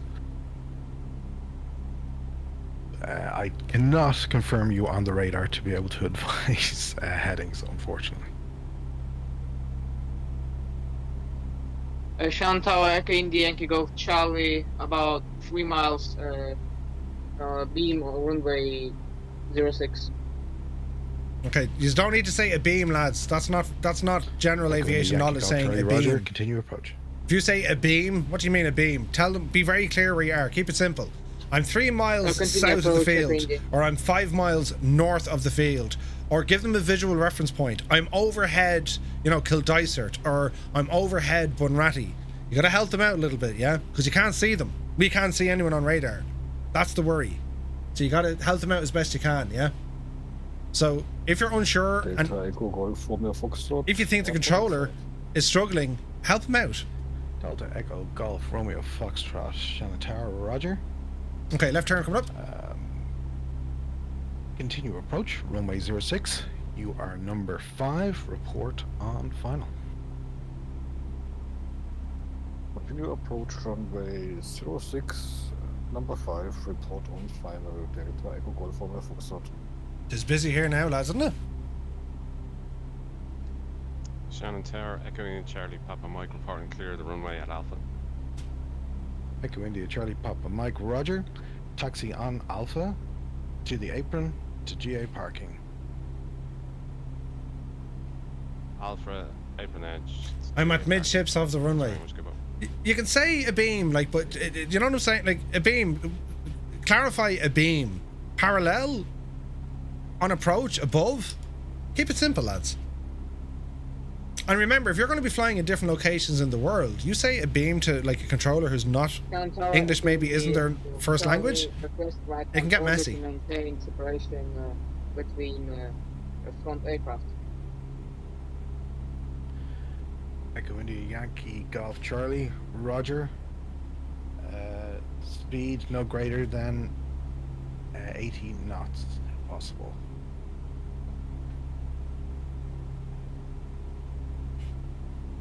Shantawa Echo India Golf Charlie, roger, speed no above 80 knots if possible. Shannon Tower, Sierra Echo Golf Tango Foxtrot has the field inside, and I'm just south of the Broadford, Sierra Echo Golf Tango Foxtrot.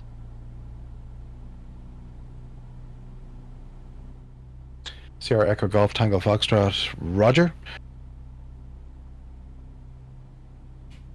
Continue approach, runway 06. You are number 5 now for landing. Report on final. Clear to continue the approach for runway 06. Will report on final as number 5, Sierra Echo Golf Tango Foxtrot. And Echo India Tango Tango Mike, Shannon Tower. Echo India Tango Tango Mike, go ahead. Echo India Tango Tango Mike, winds 100 at 6 knots, runway 06, clear to land. Clear to land, runway 06 for Echo India Tango Tango Mike. Thanks. I was just about to call him. Right, so we have our landing clearance. Watch your speed coming in, Murph. Quick check, so our bum fist as it were, so that's all okay. Lights are on, mixture set. India, speed is coming down. Roger. First notch of flaps. Continue approach, runway 06. You are number 2 for landing. Report on final. Now, we can probably get off here at Alpha. Or we can, you know, if Gibbo needs it, we can extend it. But I think we want to get off the runway as quickly as possible to help Gibbo out. Okay, a little bit low here, Murph. Bring it up a bit. Now remember, we could unexpectedly be told go around. Always prepare for the go around. If we make a mess of things, we might have to say, hey, we're going around. Now, we don't need to do that now, but just be aware of it.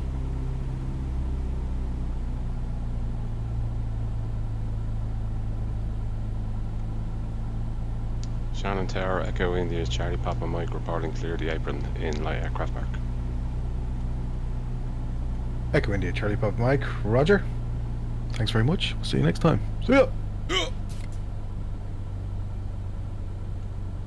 Okay, just about to touch down. Easy does it.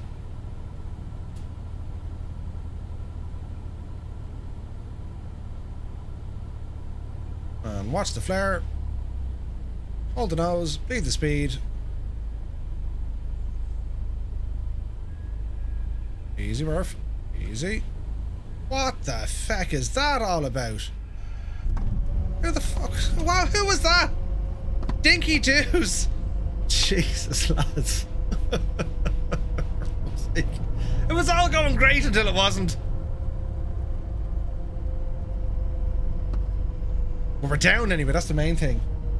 Zulu Sierra India Charlie Echo on final for runway 6.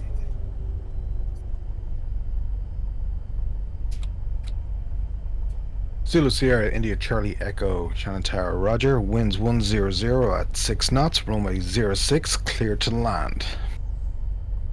6 knots, runway Clear to lane Zulu Sierra India Charlie Echo.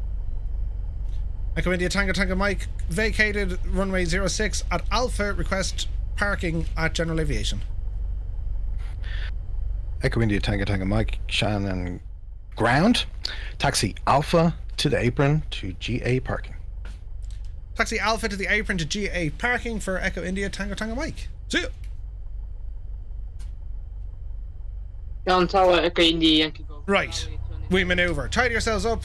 Flaps coming in. Transponder can go off. And park and brake out. So, yeah, an aircraft like that, like, it's well, it butchered the landing, but like, it is what it is. Like, he's doing his own thing. But like, yeah, I don't know. Dinky Doos. No, I don't know. Was that guy on? Let's see. Continue approach runway 06. We'll report final. Echo India. But that wasn't even VATSim traffic. That was just like the sim traffic, wasn't it? Dinky Doos. Was it Dinky Doos? I don't think so. Is that VATSim traffic? I don't know. Anyway, not to worry. Top job, Gibbo. Lots of stuff forgotten by me, but we got there. Lads, don't be worrying about forgetting stuff. That's the whole point of practicing. Gibbo's doing an absolute stellar job, by the way.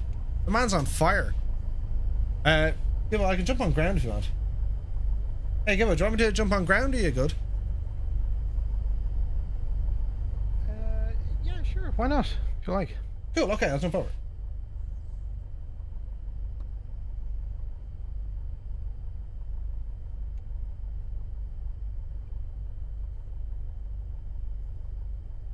What's Shannon ground frequency, lads? Hang on.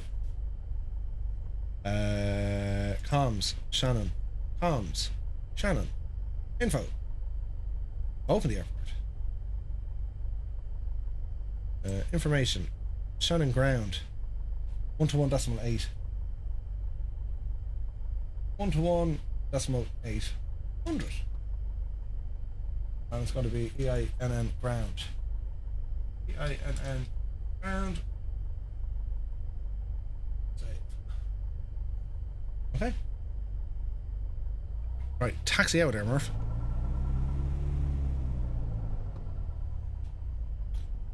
Confirm VATSim traffic. It's VATSim? Okay. No worry, look, it happens, like, it's no biggie, like.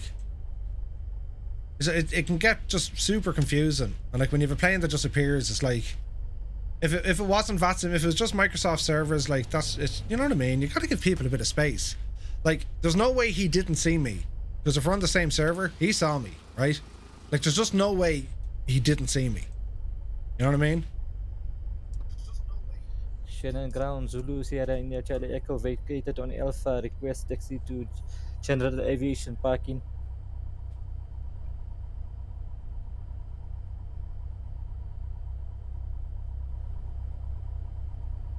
Last aircraft calling, say again. Shannon ground Zulu Sierra India Charlie Echo vacated on Alpha, request taxi to General Aviation parking.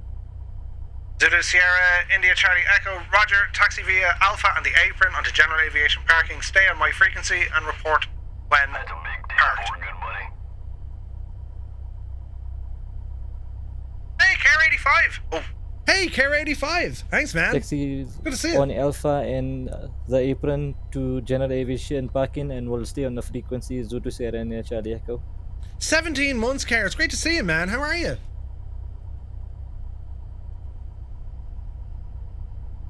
Right. Taxi my way in.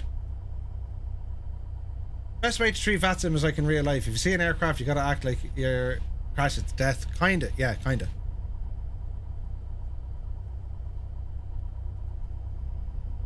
Right, so I'm gonna park myself in here. And then we'll shut down and then we'll disconnect from VATSim. And then we'll just make sure that we have everyone else up and running.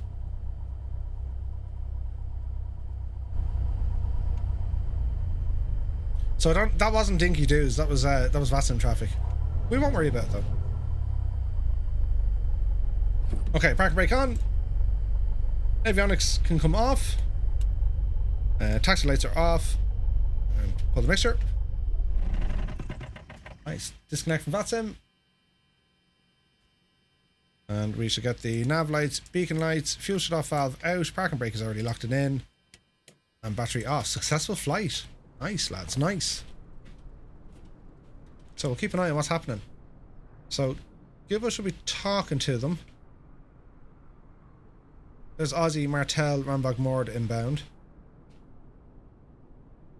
So they'll be coming in for runway 6, and we'll divert them in this way. So Echo India Tango Tango Mike has shut down and gone, done, finished. Parking, and then we'll have a look at Kieran's finished as well, isn't he? Town Tower, Echo India Yankee Golf Charlie 414, vacated runway 06 at Charlie. Request taxi to GA parking. Who was that now? Martel. Hang on, I'll bring up my chart. Bear with me.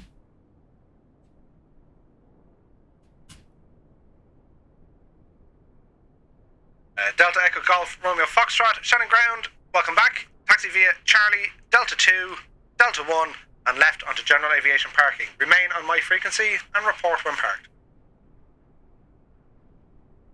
Shannon Ground, correction, it's Echo India Yankee Golf Charlie.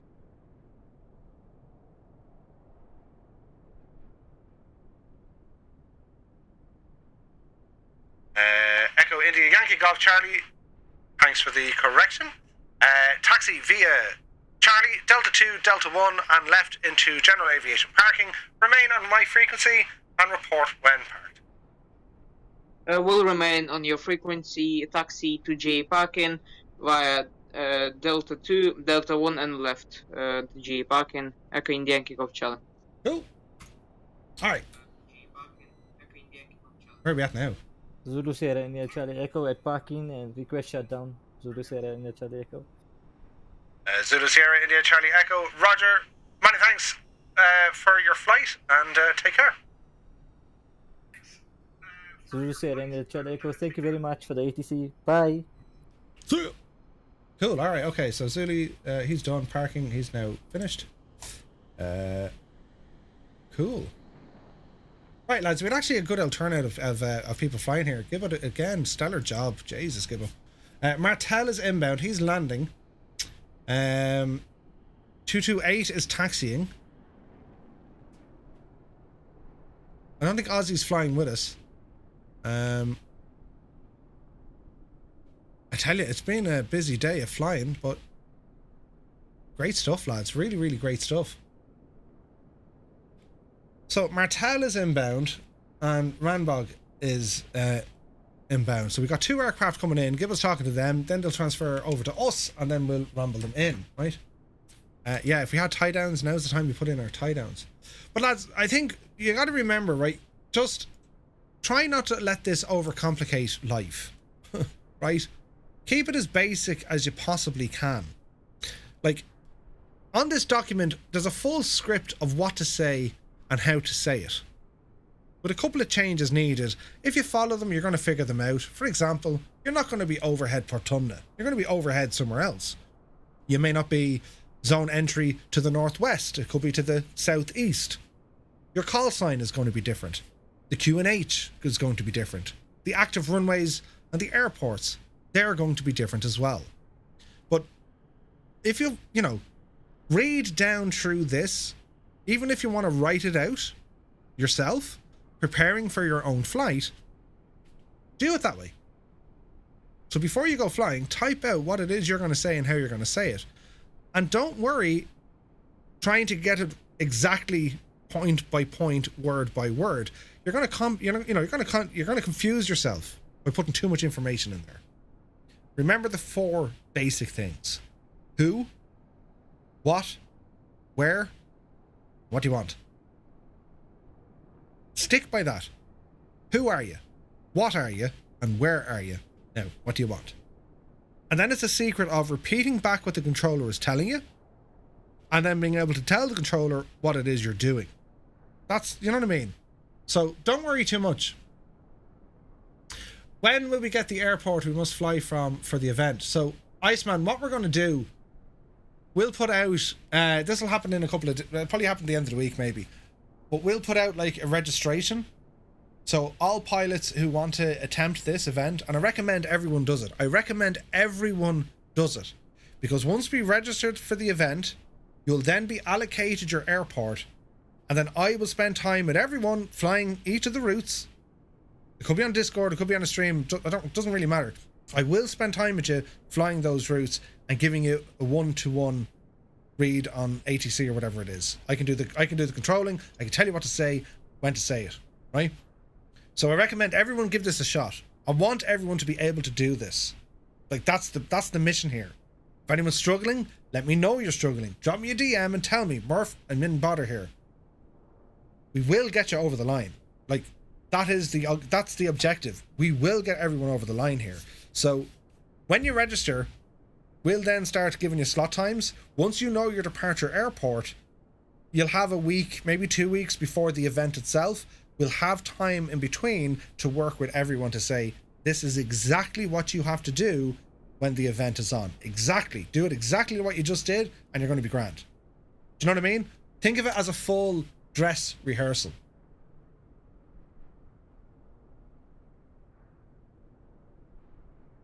Cold Nevo, I'm still confused about where to find... Thanks for the day, Murph. Who was that? Say again? Say again, last aircraft calling? Thanks for the day. Oh, you're very welcome. Very welcome. Right, we're going to get Martel here now in a second. So he'll jump over to me.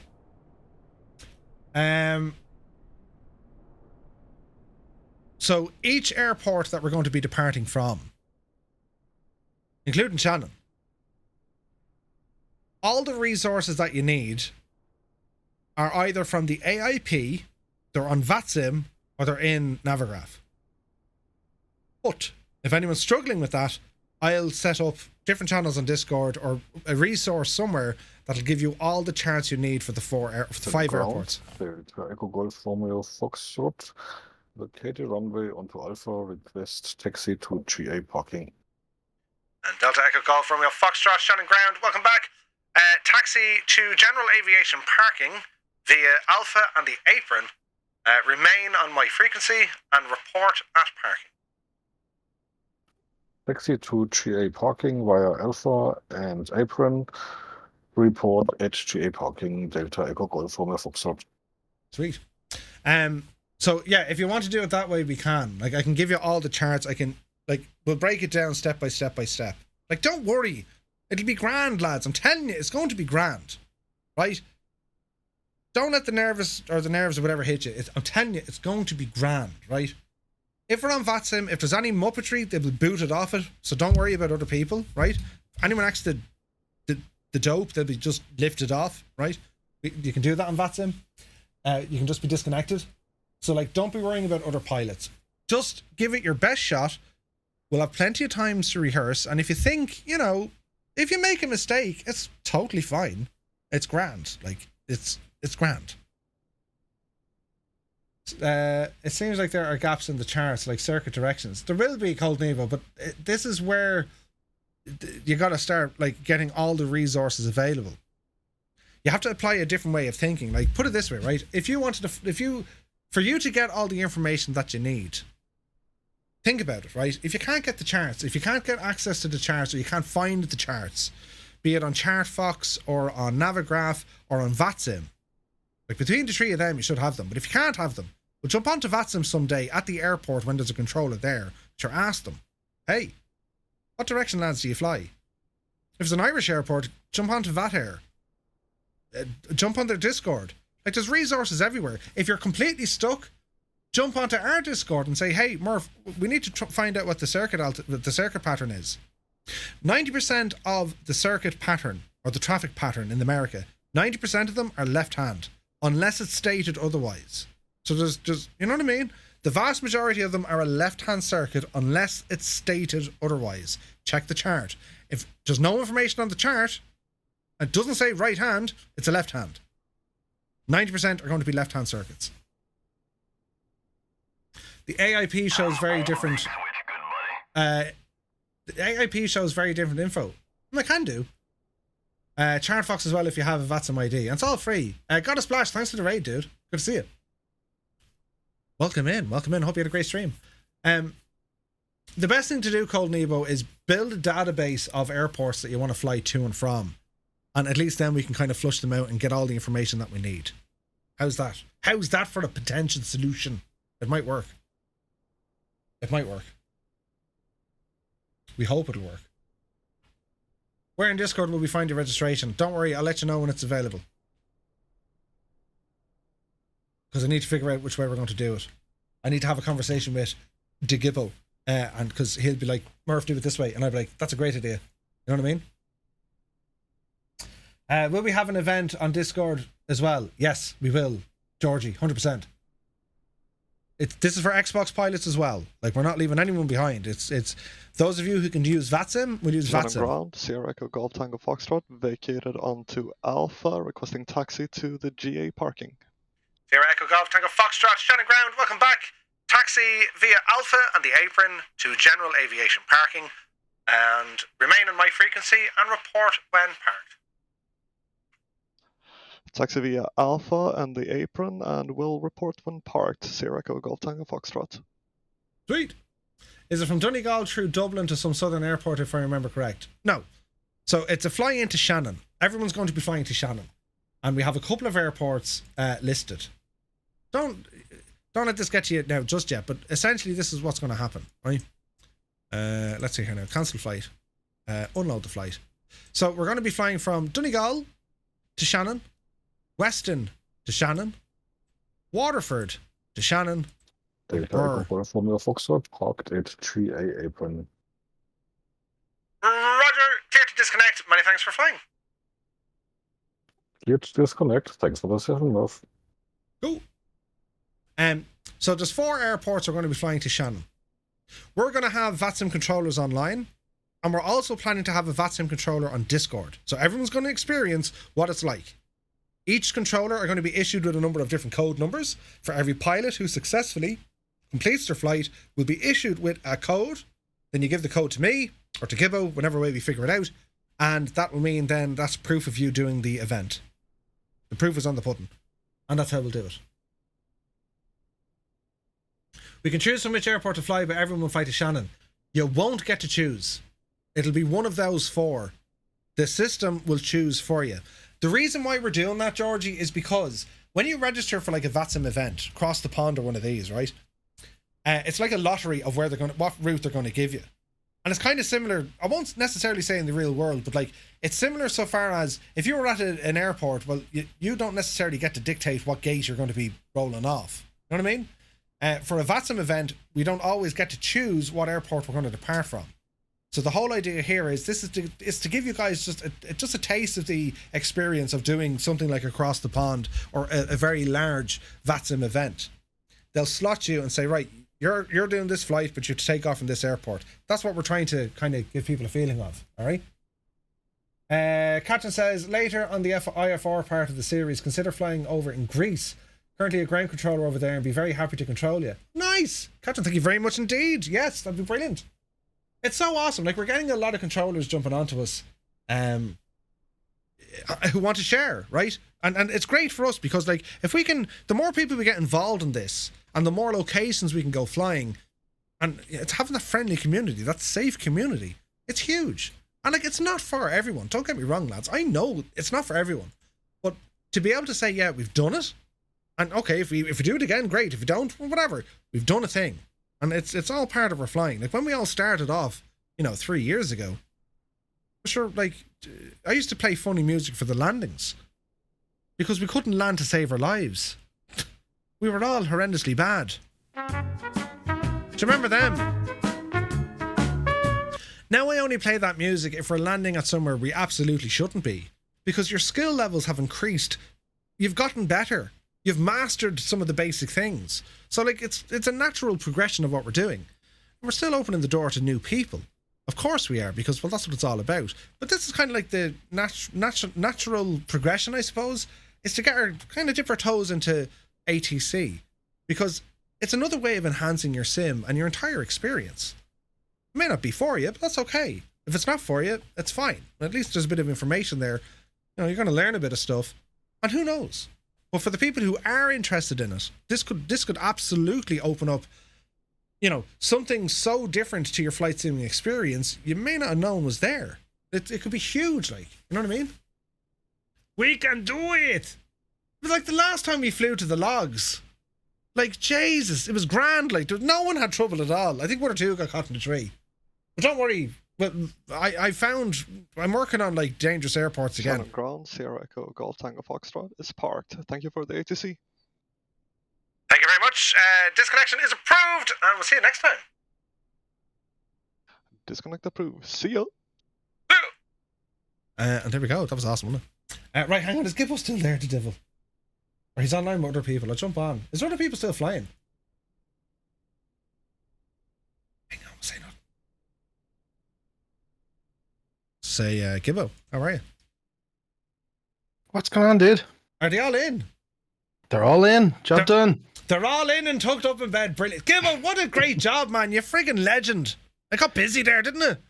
Yeah, do you know what I wanted to say just by way of passing here was that we have a little spreadsheet. On it we have another tab which is previous call signs. So inadvertently we've got to know who's regularly jumped on this series because we've had their call signs just to help us out trying to remember them.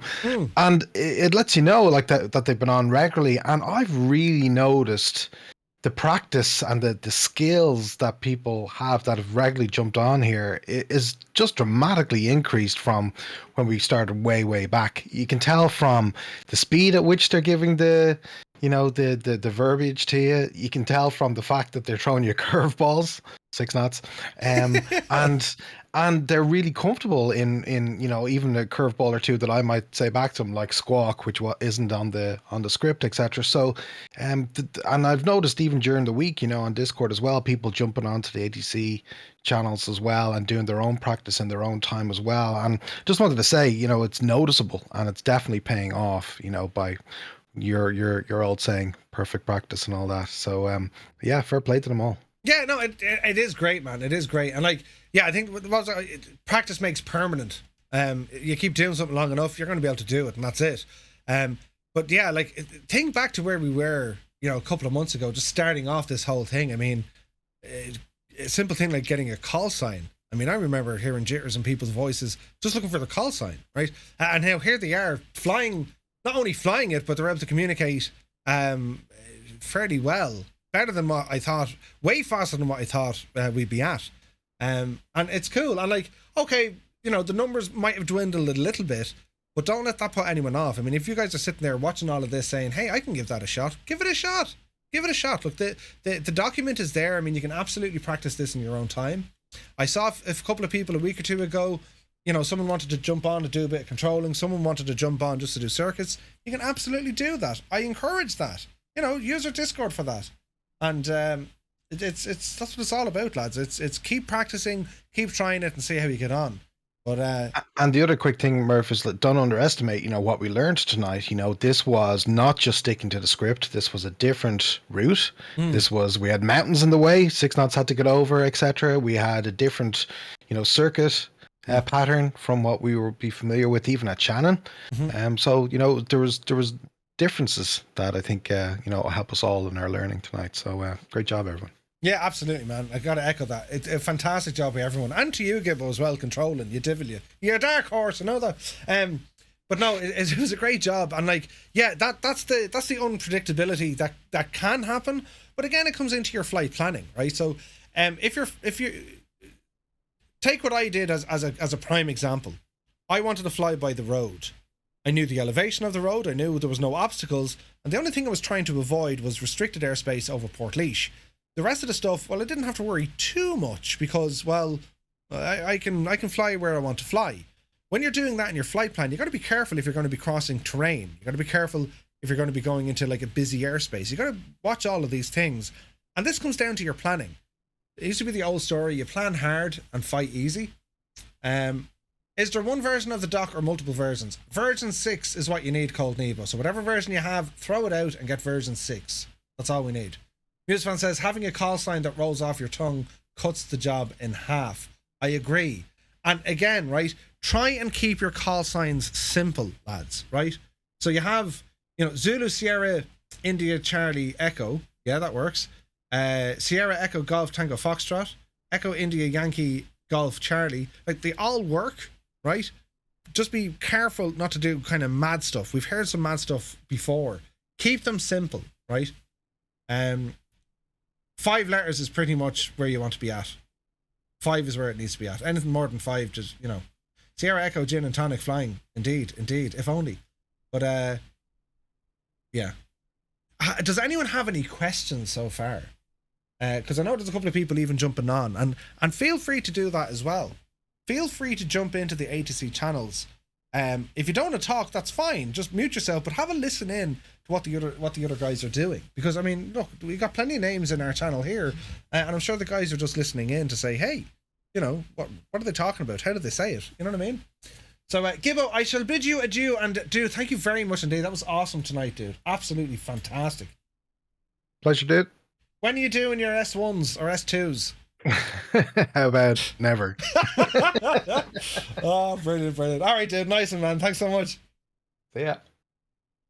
Now, exit the voice there. But you know what I mean? Like, you have all these options.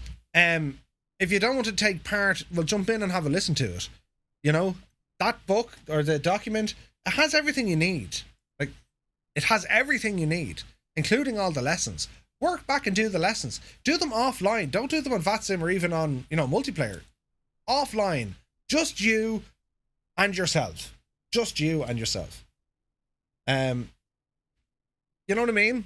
Practice first, then add in a bit of multiplayer, or get one of your buddies, or just put a request on our Discord to say, hey, can someone jump on the tower? I just want to do a couple of circuits. It doesn't matter who's controlling and who's going to be flying, because, well, there's a script. It reads out both parts. Green is the pilot, where it says pilot. Blue is ATC, or where it says ATC. That's what you say. All you need to do is change up the call sign, and that's pretty much it. And don't worry about getting stuff wrong. That's quite okay. This event that we're going to do, it's the first of, we hope, which is many VATSim events that our community can actually start doing. Because they're cool. They are cool. They're brilliant. You know what I mean? It's not going to replace what we do with our group flights. No, absolutely not. It's just another thing we can. Hey, we're going to have a VATSim event on, you know, Friday, or not Friday, a Thursday or a Saturday, whatever. Doesn't matter, right? This is kind of where we can mess around with these.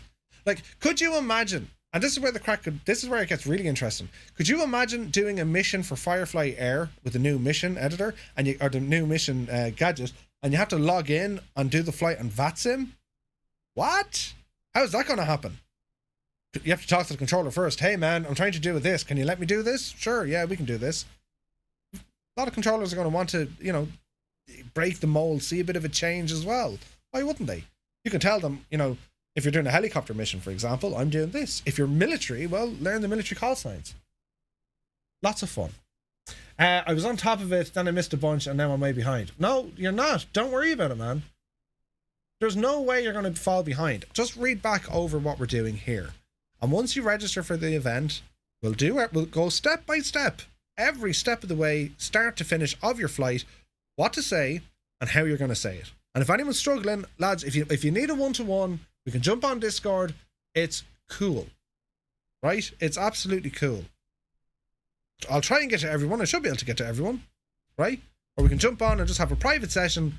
Just let me know when and where, and we will get through this. And like, it's a VFR flight on VATSim, and we're flying to Shannon.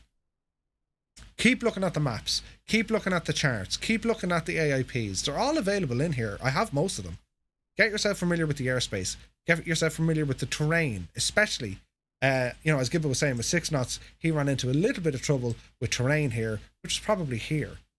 Because he tried to duck around Port Leash, or he found himself coming down into Nina, but he was on the side of the silver mines.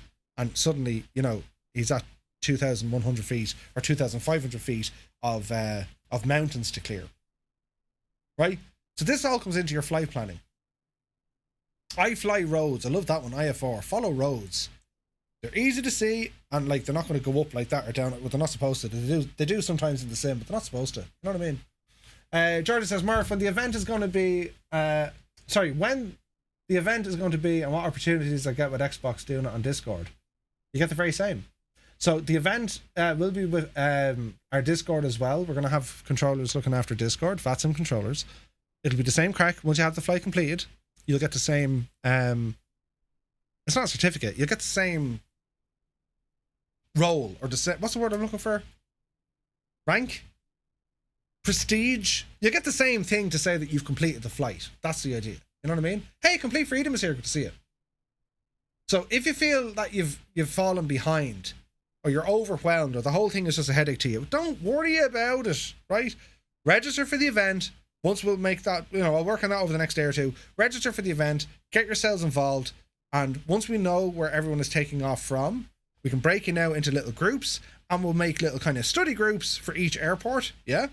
I'll jump into each one, and we can do a full start to finish, a full dress rehearsal. We can record it, do whatever we want, and then let's see how we go. Do I get a number even if I didn't actually do it on the system? You'll get a number. Georgie, you will be on the system because we'll have you tracked on Discord. Yeah? So once the controller has your call sign and we're able to report it through Discord, you'll get the same number. Because you got to do the flight, right? You got to do the flight. Right, lads. Does anyone have any questions before we leave it there for tonight? That's 13 hours of streaming today. Jesus, lads. 13 hours. Lucy says, I don't use VATSim yet, but was very interested hearing you explain so much about it. So much fun, Lucy. So much fun. And you don't need to jump into it now. Have a read of the document. Everything's there on our Discord. If anyone's stuck, just just ask anyone in Discord. They'll tell you where it is. If you're doing it on Discord, will I also get a random airport? Yes, 100%. 100%. Once you register for the event, it's the same registration. They'll just tell you this is where you're taking off from. I was working today, but we'll catch up on the docs. Yeah, don't worry about it, called Nevo. How do I register? We'll let you know when it's happening. Registration isn't open yet. But the idea behind registering is to get us used to what it's going to be like to register for an event. You know what I mean? There's a bit of learning and everything. So, yeah. Right, lads. That is the story. Thank you all so very, very much indeed. These are absolutely legend. These are brilliant. A huge thanks to our mods this evening. And a massive thanks, humongous thanks, that's a word, to Gibbo for staffing up Shannon Tower. The man's a legend. Thank you very much indeed, Gibbo. Amos says, do you know the date of the VATSim event? Not yet. I would think somewhere in the next 2 to 3 weeks. Give or take. It'd be nice to have it done before we go to Flight Sim Expo. It'd be nice. If you can, great. If we can't, don't worry. It'll be fine. We'll figure it out. Right? Right, lads, stand by for the raid. Thank you so much for everything today. I need to lie down. I've been streaming for like stupid o'clock, but join us Wednesday. We bring you the news. Yes, and we're checking out 2 aircraft as well. The Shrike stuff from Blackbird, formerly Milviz. The cheaper stuff. Are they any good? We'll find out together. Until then, have a great evening. Take care.